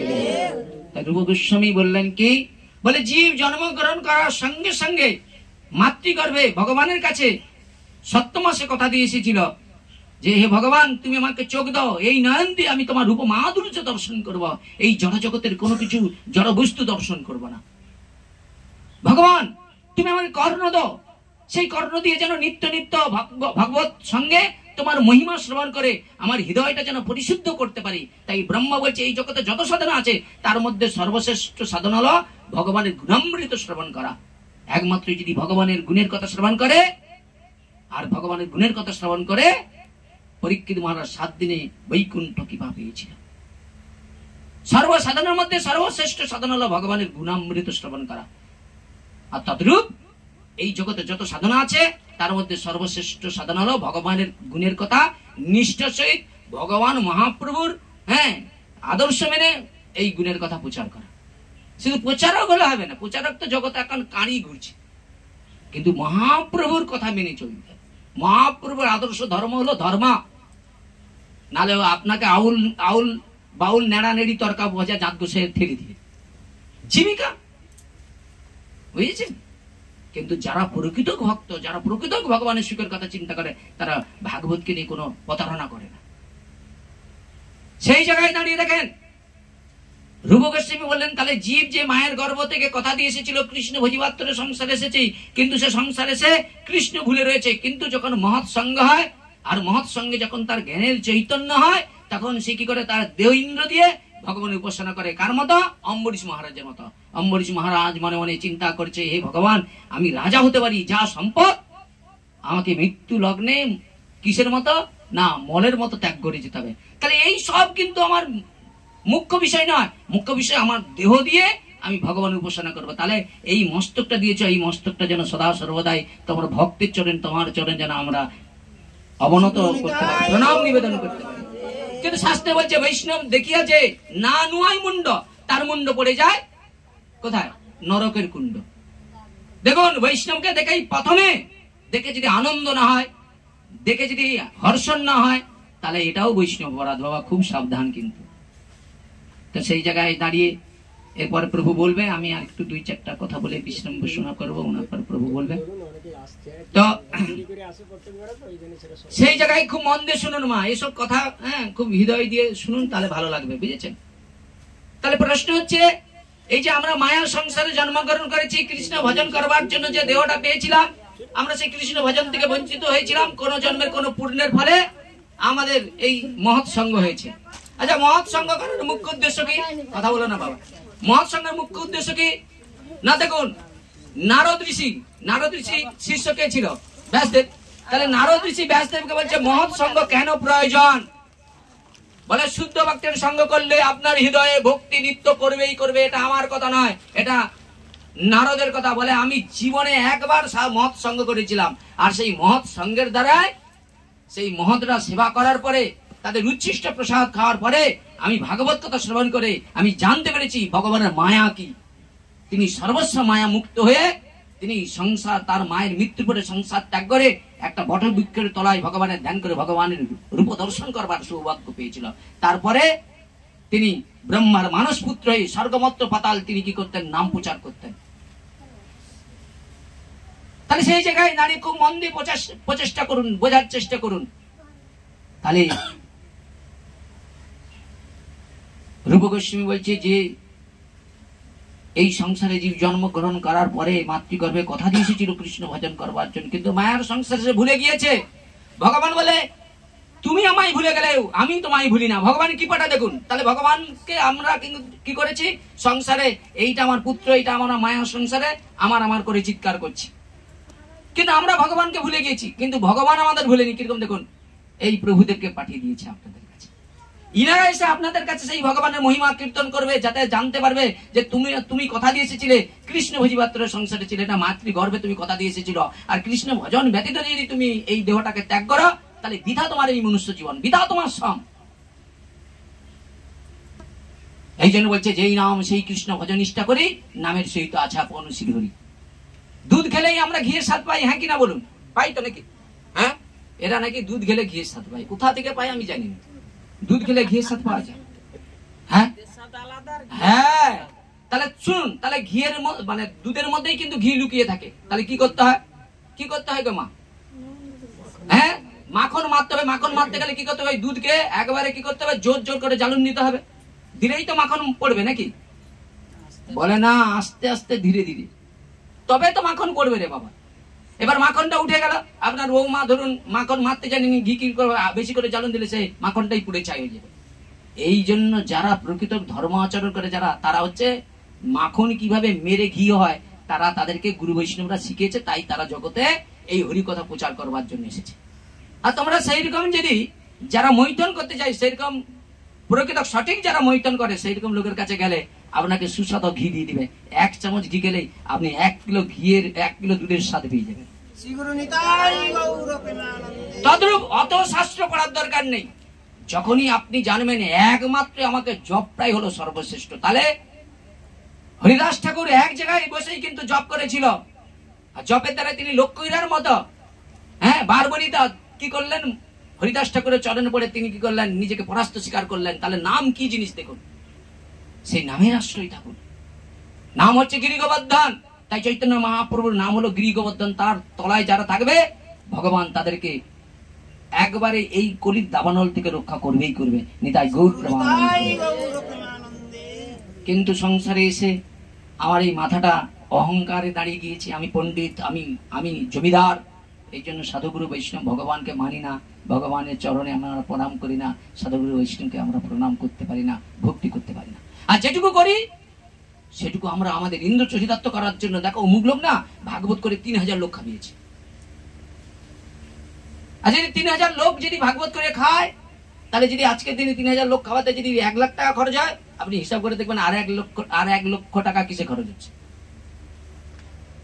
হিসাব করে দেখবেন। আজকে দেখুন ভাগবত হচ্ছে, কিন্তু কতটা সেই অর্থটা সঠিক পথ থেকে রোজগার করা অর্থের দ্বারা ভাগবত হচ্ছে। যে লোকটা ভাগবত করবে তার অর্থটাও যেন সঠিক হয়। সেই অর্থটা যদি কোন রকম কোন পাপ কর্মের দ্বারা অর্থ উপার্জন করে, সেই পাপের অর্থ আমার মতো আপনার মতো লোক গ্রহণ করে, আমাদেরও ভক্তিটা নষ্ট হয়ে যাচ্ছে। ওই জন্য চৈতন্য মহাপ্রভু বলল, বিষর অন্ন খাইলে মলিন হয় মন, মলিন মনে তারা হয় কৃষ্ণ ভজন। বিষয় ছাড়িয়ে যাবে শুদ্ধ হবে মন, তবে আমি হেরিব সেই মধুর বৃন্দাবন। তাই কি করলেন? বললেন এই মস্তক ভগবানের চরণে, বৈষ্ণব চরণে অবনত করতে হবে। কর্ণটা কিসের জন্য? বলে কর্ণটা দিয়ে আন কথা কুকথা না শুনে কৃষ্ণ কথা শ্রবণ করতে হবে। বলে কৃষ্ণ কথা না যদি কর্ণ দিয়ে শুনে, আন কথা শুনে, তাহলে ভক্তি নষ্ট হয়ে যাবে। তাহলে কর্ণ দিয়ে হরি কথা শ্রবণ করবেন। নয়ন দিয়ে কি করবেন? বলে ভগবানের রূপ মাধুর্য দর্শন করবেন। নয়ন দিয়ে কি দেখবেন? ভক্তির গুণ দর্শন করবেন, দোষ নয়।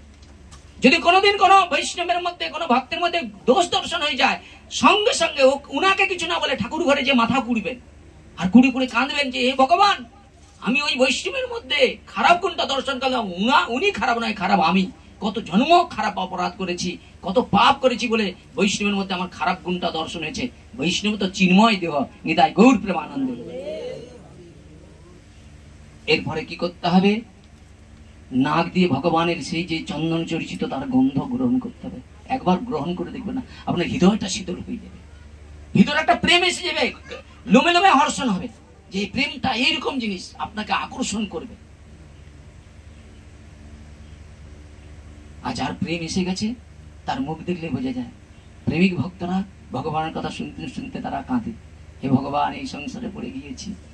কত যোগী ঋষিরা সংসার ত্যাগ করেছে, বাল্য বয়সে তারা সংসারাদি ত্যাগ করে চলে গিয়েছে। আমরা সংসারে থেকে স্ত্রী পুত্র পরিজন আছে, তার মধ্যে কি আমরা প্রেম পাবো, ভক্তি পাবো? ভগবান বললেন সংসারে থেকেই বেশি সহজে পাওয়া যায়। কেমন করে? না, ভগবানকে পুত্র জ্ঞানে ভালোবাসুন, ভগবানকে বন্ধু জ্ঞানে ভালোবাসুন, ভগবানকে সখা রূপে ভালোবাসুন, ভগবানকে সম্বন্ধ নিয়ে ভালোবাসুন, ভগবান আপনার হয়ে যাবে। তো সেই জায়গায় দাঁড়িয়ে নাক দিয়ে ভগবানের সেই চন্দন চর্চিত গ্রন্থ গ্রহণ করুন। বদন দিয়ে আজ থেকে প্রতিজ্ঞা করুন, এই ভগবান, এই বদন দিয়ে বৈষ্ণবের মহিমা কীর্তন করব, এই এই জিহ্বা দিয়ে ভগবানের ভক্তের মহিমা কীর্তন করবো, ভগবানের মহিমা কীর্তন করবো সুখদেব মহারাজের মতো। কিন্তু এই জিহ্বা দিয়ে যেন কারো নিন্দা না করে বসি, একবার যেন এই আসনের যেন অবমাননা না করে ফেলি, এটা আপনাকে মনে মনে চিন্তা করে বসতে হবে। হে ভগবান, এই জিহ্বা দিয়ে সদা সর্বদাই যেন তোমার মহিমা কীর্তন করতে পারি। আর তোমার যখন মহিমা কীর্তন করব, আমার যেন ভাবের হৃদয় হয়, ভক্তির হৃদয় হয়। হে ভগবান, আমার এমন তো সাধন ভোজন নাই যে তোমাকে আমি পাবো তো। আর তোমাকে যদি না পাই, এই জগতে সব কিছু পেয়ে গেলেও কিছু পাওয়া হয় না। তাই প্রভুপাদ বলছেন, কি বলছে, যে কৃষ্ণকে যদি কেউ জেনে যায়, তিনি জ্ঞানী, তিনি বিদ্বান। কৃষ্ণকে জানা হয়ে গেলে তার সব জানা হয়ে যায়। কৃষ্ণকে জানুন। কৃষ্ণ কে? তিনি সৃষ্টি স্থিতি বিনাশের মালিক। কৃষ্ণকে না, কৃষ্ণ হচ্ছেন সনাতন ধর্মের আদি পুরুষ। তাহলে তিনি হচ্ছেন কি? সনাতন পুরুষ। তাহলে সনাতন শব্দের অর্থ কি? আদি চিরন্তন সত্য। আমরা সেই ভগবানের উপাসনা করব, আমরা সেই ভগবানের ভক্ত হব। আর ভগবানের ভক্ত যারা হয়, তাদের হৃদয়টা কত সুন্দর হয়। তারা অপরের দুঃখ দেখলে তাদের হৃদয় কাঁদে, হে ভগবান। তারা শত্রু যদি তাদের সঙ্গে কেউ শত্রুতা আচরণ করে, তুলসী দিয়ে ভগবানের কাছে কেঁদে কেঁদে বলে, হে ভগবান, ওনার যেন পরম মঙ্গলটা যেন হয়, উনি যেন ভালো থাকে। তাহলে এই ভক্তের আদর্শ দেখুন। আজকে একটা ভক্তের আদর্শ বলবো। দক্ষিণ ভারত নাম শুনেছেন আপনারা? দক্ষিণ ভারতে একজন ভক্ত ছিল, তার নাম হলো তুকারাম। বুঝেছেন? সেই তুকারাম তিনি কি করেছেন, তার একটা এরকম এই বাবুর যেমন এরকম বাড়ি আছে, এরকম একটা জায়গায় তার একটা কুঠির রয়েছে। বুঝেছেন? সেই কুঠিরে নিত্য বিকাল হলে সে সন্ধ্যা মুহূর্তে ওখানে বসে সবাইকে নিয়ে হরিকথা কীর্তন করতে। বুঝেছেন? তো পাশাপাশি সবাই শুনতে আসতো। তো ওইখানে একটা জৈন ব্রাহ্মণ ছিলেন। বুঝেছেন? সেই ব্রাহ্মণ, তার অনেকগুলো শিষ্য ছিলেন, কিন্তু তুকারামের শিষ্য টিষ্য কিছুই ছিল না, সে শুধু হরিকথাই কীর্তন করত। বুঝেছেন? তো এখন ওই তুকারাম যেখানে হরিকথা বলে, সেখানেই কি করে, সবাই যায়, তার প্রশংসা করে। আর দিনকে দিন তার কাছে লোক বাড়তেই শুরু হয়। আর যত বাড়ে, সেই ব্রাহ্মণের যে শিষ্যরা গুরুদেবের কাছে বলছে, জানো তুকারাম খুব হরিকথা বলতে পারে, কি সুন্দর হরিকথা বলে। মানুষ না তার হরিকথা শুনে তাদের হৃদয় না প্রেম আসে, ভক্তি আসে। এমনকি আস্তে আস্তে তাদের নয়ন দিয়ে না শোকে বাড়ি বয়। অনেকে শোকে না, পুত্র শোকে বাড়ি বয়, বিষয় হারিয়ে গেলে বাড়ি বয়। কিন্তু হরিকথা শুনতে শুনতে যদি কারো এক ফোঁটা বাড়ি বয়ে যায়, তাহলে মনে করবো আজকে তার মহৎ সঙ্গ হয়ে গিয়েছে, আর আজকেই তার ভগবত শুনে হয়ে গিয়েছে। বুঝেছেন? সেই তুকারাম যখন ভগবানের কথা কীর্তন করে, তার এই জড়জগতে সব চিন্তা চলে যায়। হরিকথা বলতে বলতে সে ভাবাবেশে তার নয়ন দিয়ে গল গল করে অশ্রু বিগলিত হয়। ভক্তরা তার সেই হরিকথা শুনতে শুনতে এমন উৎকণ্ঠা হয়ে যায়, আর তারা তাদের সব বিষয় বৈভবের কথা ভুলে যায়। বুঝেছেন? এমন হরিকথা বলতে। এই হরিকথা এখন ওই ব্রাহ্মণের যে দুইজন শিষ্য এখন ওর হরিকথা শুনতে গিয়েছে। হরিকথা শুনে তারা পরিতৃপ্ত হয়েছে যে আমার গুরুদেব এত সুন্দর হরিকথা বলে না, তুকারাম যেভাবে বলে। এখন ওই গুরুদেব জানতে পেরেছে, তার শিষ্যরা ওখানে হরিকথা শুনতে গিয়েছে। বাস, তুকারামের প্রতি তার ক্রোধ আর ধরে রাখতে পারে না। এবার তুকারাম কি করেছে, সব হরিকথা বলার পরে সব শিষ্যরা চলে গেছে, একে তো ঘর টর লাগিয়ে সব গুছিয়ে গেছে, যেতে হবে দেরি করে। সে কি করেছে, একটা যষ্টি মানে জানেন যষ্টি কাকে বলে? লাঠি। আর সেই লাঠিটা বাবা কণ্টক লাঠি। কণ্টক মানে পুরো লাঠিটাই কাঁটা। বুঝেছেন? যেমন আমাদের দেশে ঘরে অনেক কাঁটা যুক্ত লাঠি আছে না, বাবলা গাছের এরকম অনেক কাঁটা আছে না, এরকম অনেক কিছু আছে। যষ্টি, সেই যষ্টি নিয়ে দাঁড়িয়ে আছে যে তুকারাম গেলেই ওরে প্রহার করবে। তুকারাম সরল সাদা মানুষ, গুরুদেবের কথা মেনে হরিকথা কীর্তন করে, তো সরল বাচ্চা শিশুর মতো অত ভাব ভাবাবেশই করে। বুঝেছেন? আর যেই ওখান দিয়ে যাচ্ছে, আর তুকারামকে দেখে এমন প্রহার করছে, তুকারাম বলছে, আমাকে বাঁচাও বাঁচাও। সেখানে তো জনশূন্য, কেউ নাই। তুকারামকে এমন মারছে, অজ্ঞান হয়ে তুকারাম শুয়ে পড়ে গেছে। কিন্তু তুকারাম দেখছে সেই ব্রাহ্মণ ওরে প্রহার করেছে। তুকারাম অজ্ঞান হয়ে পড়ে রয়েছে, তার গোটা গায়ে কাটার যন্ত্রণায় এত এত যন্ত্রণা, সে অজ্ঞান হয়ে পড়ে রয়েছে। তারপরে অনেক পরে যখন তার চেতনা হয়েছে, সে ওখান থেকে উঠেছে। বুঝেছেন? উঠে কষ্ট কষ্ট করে বাড়ি গিয়েছে। বাড়ি গিয়ে তুকারাম আর ঘুমাতে পারছে না। সেই কণ্টকের যন্ত্রণা নয়, তার যন্ত্রণাটা অন্য জায়গায় হয়েছে, তার মনে। যে ওই ব্রাহ্মণ ওনার চরণে বুঝি অজান্তে বা অজ্ঞানে বুঝি কোনো অন্যায় হয়ে গিয়েছে, নাহলে উনি আমাকে খামাকে কি প্রহার করবে? দেখেন সাধু কাকে বলে, দেখেন বৈষ্ণব কাকে বলে, দেখেন অন্যের দোষ দেখে না, অত প্রহার করলো তবুও কিন্তু তার দোষ দেখছেন। সারা রাত মনে মনে চিন্তা করছে, বুঝি আমি ওই ব্রাহ্মণের চরণে বড় অপরাধ করেছি, আর ব্রাহ্মণ তো আমার পিতার মতো, তাই আমাকে প্রহার করেছে। কিন্তু আমি অপরাধটা কি করেছি? সারা রাত ধরে খুঁজছে, কিন্তু অপরাধ সে খুঁজে পায় না। ভোরের বেলা মনস্থা করছে ওই ব্রাহ্মণের বাড়িতে যাবে। ব্রাহ্মণ ভোর হয়েছে, তুকারাম সানাদি সেরে ব্রাহ্মণের বাড়িতে যে ব্রাহ্মণের দুকানের চরণ জড়িয়ে কাঁদতে শুরু করেছে, এই ব্রাহ্মণ ঠাকুর বড় অন্যায় করেছি আপনার চরণে, হ্যাঁ, নাহলে খামাখা আপনি কি আমায় প্রহার করবেন? আচ্ছা বলুন তো অপরাধটা কোথায় করেছি? তখনই সেই ব্রাহ্মণ সেই তুকারামের চোখের জল দেখে বলছে, ভাই তুকা, অন্যায়টা তোমার নয়, অন্যায়টা আমার। তুমি যে ভগবানের কত বড় মহান ভক্ত, আমি এত বড় অন্যায় করার পরে তুমি আমার দোষ না দেখে তোমার দোষ খুঁজতে আসছো। এই জন্য যারা ভগবানের প্রকৃত ভক্ত তারা দোষ দর্শন করে না, নিজের দেখে অন্যের না। বৃন্দাবনে একজন মহারাজ ছিলেন, জানেন তো? সেই মহারাজ ভজনানন্দী মহারাজ। ভজনানন্দী মহারাজ জানেন? 24 ঘন্টা ভজন নিয়েই ডুবে থাকতেন ভজনানন্দী মহারাজ। সেই ভজনানন্দী মহারাজ এক জায়গায় জানেন তো ভাগবত কথা কীর্তনের জন্য ডেকেছে। সেই মহারাজ এরকম ব্যাসাসনে বসেছে, আর ব্যাসাসনে বসে যখন ভাগবত কথা কীর্তন করছে, ওইখানে একজন ওই মাইকের সাউন্ডে একজন যুবতী সেই ভাগবত কথা শোনার জন্য ছুটে আসতেছে। আচ্ছা, ছুটে যদি আসে আপনারা দেখতে পাবেন না? আমি দেখতে পাবো? আপনারা পাবেন না। আমি আসনে বসছি মানে আমি পাবো। তাদের ওই ভজনানন্দী বাবাজি এখানে বসে যখন ওই হরি কথা বলছে, তখন দেখছে ওই যুবতী এমন ভাবে আসছে, তার বক্ষ দেশ থেকে না তার কাপড়টা সরে গিয়েছে।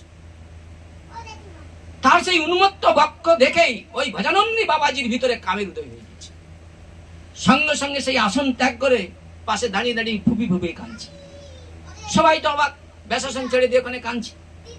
দিয়েই এবার বৈষ্ণব চরণে পড়ে কাঁদতিছে, বলছে, দেখো তোমরা তো আমায় ভজনানন্দী বাবাজি বলো, কিন্তু আমি ভজনানন্দী বাবাজি হলাম কি করে? দেখো আমি ব্যাসপীঠে বসে যখন ভাগবত কথা কীর্তন করি, ওই মাতাজি যখন ছুটি আসে ভাগবত কথা শোনার জন্য, লোহা যেমন চুম্বককে আকর্ষণ করে, তাদের ভক্তি ভগবানকে আকর্ষণ করে, করে নাই?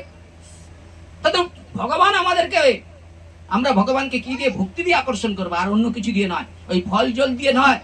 আপনি অনেক কিছু দিতে পারেন, যদি ভক্তি না থাকে। একটা জমিদারের কন্যা দেখতে খুব অপূর্ব সুন্দর, মাথায় সোনার মুকুট, কানে কুণ্ডল, গলায় সোনার হার, হাতে বালা, পায়ে সোনার মানে নুপুর। আচ্ছা, ওই মেয়ে ছেলেটাকে দেখলে আপনার মনে হবে লক্ষ্মীর মতো দেখতে, হ্যাঁ কিনা বলুন? দেখলে আপনাদের আনন্দ হবে না? হ্যাঁ, কিন্তু ওই মেয়ে ছেলেটা যদি পরনের ওই সোনা দানা থাকে, পরনের পোশাক খুলে দিয়ে যায়, ওর দিকে তাকানো যাবে? তদ্রূপ আমরা যারা এই যে হরি কথা বলছি, আমাদের ভক্তি না যদি আশ্রয় করি, তাহলে ওই রকমই দশা হয়ে যাবে। নিতাই গৌর প্রেমানন্দ। ভক্তিটা এইরকম জিনিস। তো সেই জায়গায় দাঁড়িয়ে ওই ভজনানন্দী বাবাজি তিনি দেখালেন কি না, সে নিজের দোষটা স্বীকার করে নিলেন।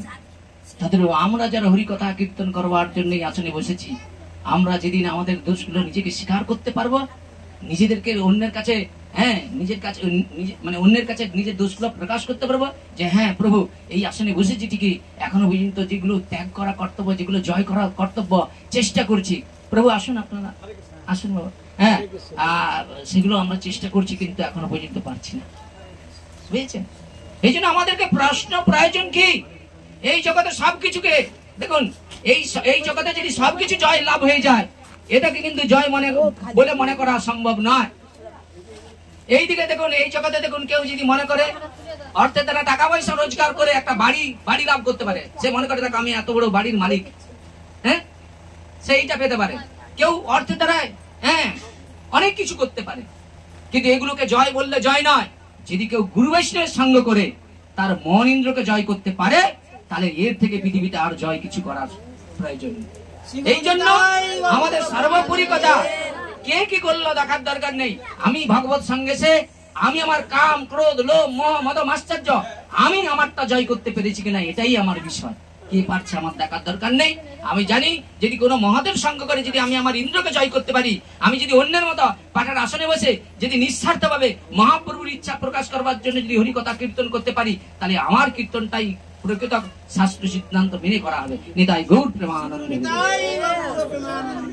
বুঝেছেন?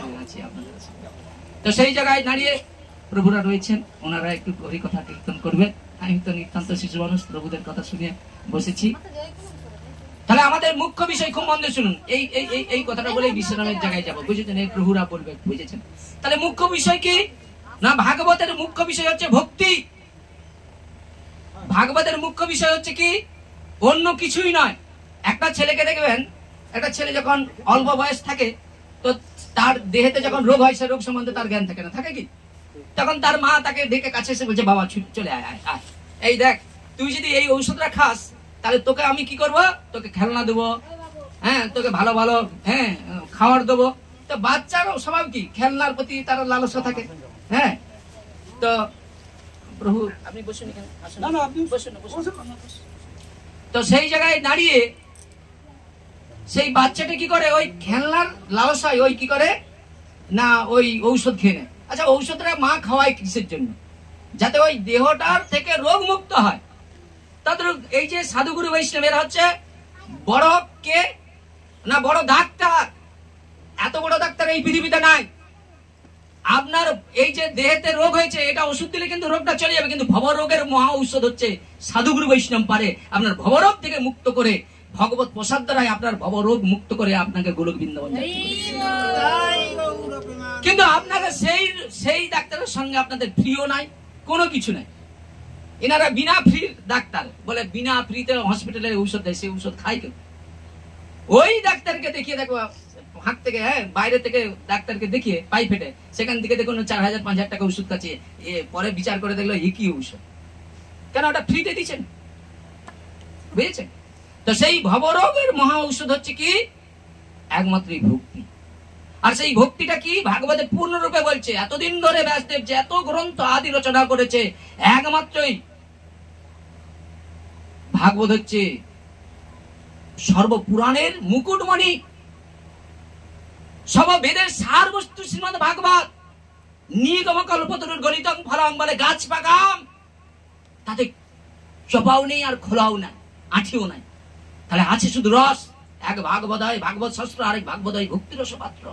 ভক্তি কেমন বলে, ভক্তি ভগবানকে আকর্ষণ করে, ভক্তির দ্বারাই ভগবানকে আপন করে পাওয়া যায়। তাহলে আমাদের প্রয়োজন হচ্ছে ভক্তি, আর ভক্তির জন্য আমাদের নিরন্তর ভক্ত সঙ্গ করতে হবে। এই জন্য প্রভুরা আছে, ওনারা একটু ভাগবতীয় কথা কীর্তন করবেন। তাহলে আমাদের মুখ্য উদ্দেশ্য ভক্তি লাভ করতে হবে ভগবত চরণে। তাহলে ভক্তি কি না, ভক্তি হচ্ছে গুরুদেবের প্রদত্ত বস্তু, তার শিষ্যদের মধ্যে সেই বস্তুটা দিয়ে রেখেছে, সেটা হলো কি কৃষ্ণ ধন। সেটা গুরুদেব ছাড়া আর কেউ দিতে পারবে না। সেই ধনটা যদি আপনি পেয়ে কাউকে নিঃস্বার্থ ভাবে দিতে পারেন, তাহলে আপনারও যেমন পরম মঙ্গল হবে, অপরেরও পরম মঙ্গল হয়ে যাবে। নিতাই গৌর প্রেমানন্দ বল। তাই আমাদের এই আসনে প্রভু আছেন। আমি তাই প্রভুদের ঠিক মতো ওই প্রভু সুব্রত প্রভুর সঙ্গে আমার ভালো রিলেশন, প্রভুকে চিনি, আপনাদের চিনি। হ্যাঁ, বাবাজি আসছেন, উনি একটু বলবেন, ঠিক আছে? আপনারা আপনাদের চরণ আমার বিনীত নিবেদন। ব্যাসদেবের অক্লান্ত পরিশ্রম করে যে ভাগবত রচনা করেছে, মুখ্য উদ্দেশ্য ভাগবত হচ্ছে ভক্তি শাস্ত্র। আর যেখানে ভক্তি আছে সেখানে কোন রকম কামনা থাকবে না, কামনা শূন্য হতে হবে। আর সেই কামনা শূন্য হয়ে যদি আপনারা ভক্তিকে আশ্রয় করেন, আর ভক্তি যখন এসে যাবে, সর্বভূতের মধ্যে সমদর্শিতা ভাব এসে যাবে, তখন আপনার আর কারোর প্রতি হিংসা করতে ইচ্ছে হবে না, কারোর সঙ্গে সামনে আপনি সাইড হয়ে যাবেন, আপনি বকা হয়ে যাবেন, বোবা হয়ে যাবেন, আর কারোর সঙ্গে বেশি তর্ক দেখবেন। প্রথম একটু মনে হবে, তারপর আস্তে আস্তে মনে হবে না, আমার থেকে মনে হদমান কেউ নেই। কেন? আমি যদি প্রকৃত ভক্তিকে আশ্রয় করতাম, তাহলে আমি ভগবানের কৃপা আশীর্বাদ লাভ করতাম। আর যারা ভগবানের কৃপা পেয়ে যায়, তারা বোবা হয়ে যায়, বুঝেছেন? তাই ভক্তিটা কি না, ভক্তি ভগবানকে আকর্ষণ করে। আমাকে এমন ভক্তি লাভ করতে হবে যাতে ভগবান বৈকুণ্ঠে না থাকে, আমার হৃদয়ে যেন এসে যায়। একবার যদি ভগবান আমার হৃদয়ে এসে যায়, তাহলে পূর্ণ দিব্য আনন্দ আমি লাভ করতে পারবো। যে আনন্দ এই সংসারে কোনো কিছু দিয়ে পাওয়া যায় না, খেয়েও পাওয়া যায় না, ঘুমিয়েও পাওয়া যায় না, অন্য কিছুর মাধ্যমে পাওয়া যাবে না। আর সেই ভগবানকে পাওয়ার জন্য একমাত্র এই ভক্তি যখন এসে যাবে, আপনার চোখ দিয়ে গল গল করে চলে আসবে। আর ভগবান তো চোখের জলেই মারা পড়ে যায়। নিতাই গৌর প্রেমানন্দ। তাই আসুন, প্রভু উনি অক্লান্ত পরিশ্রম করে আসছেন। ওনারা তখন এসে বসে আছে, এটা আমার অনেকই অপরাধ হয়ে যাচ্ছে। কেন এটা ঠিক নয়, কখনো ঠিক নয়, বাস্তবিক ঠিক নয়। তা এখন আপনারা উনি শুদ্ধ হরি কথা কীর্তন করবে, আপনারা শ্রবণ করুন। এবং যে কথাগুলো ওনারা অক্লান্ত পরিশ্রম করে এখানে আসছে, আমার অনেক সৌভাগ্য। আমিও তো কুমারচক গ্রামের বাসিন্দা, তা আপনাদের অনেক সৌভাগ্য। এই জগতে হরি কথা প্রচার করে কিসের জন্য? স্বার্থের জন্য। আর এরা নিঃস্বার্থ ভাবে প্রচার করছে। তাহলে যেখানে নিঃস্বার্থ আছে ভালোবাসা, সেখানেই ভগবান আছে। নিতাই গৌর প্রেমানন্দ।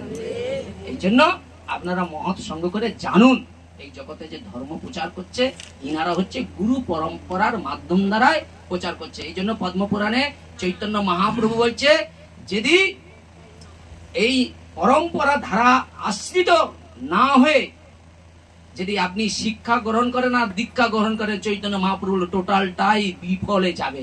ওই 1 কুইন্টাল দুধে 1 ফোঁটা যদি ওই লেবু রস পড়ে যায়, যেমন দুধটা কেটে যায়, তদ্রূপ আপনি সারা জীবন হরি হরি বলে চিৎকার করলেও ওই পরম্পরা ধারা আশ্রিত ঠিক না থাকলে পুরা জিরো হয়ে যাবে।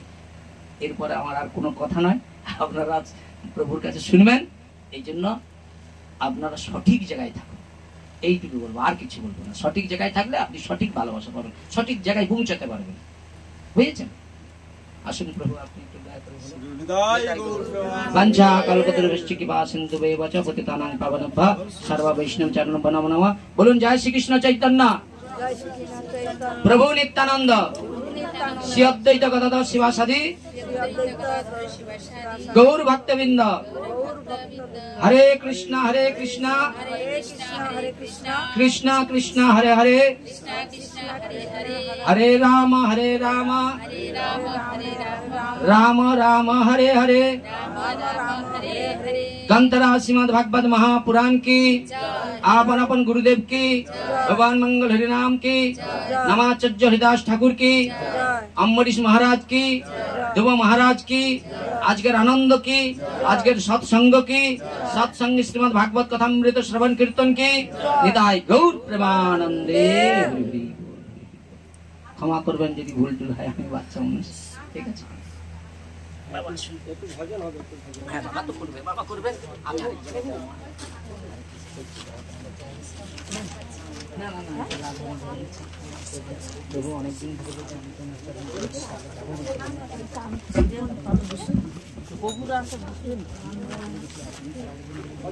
হরে কৃষ্ণ।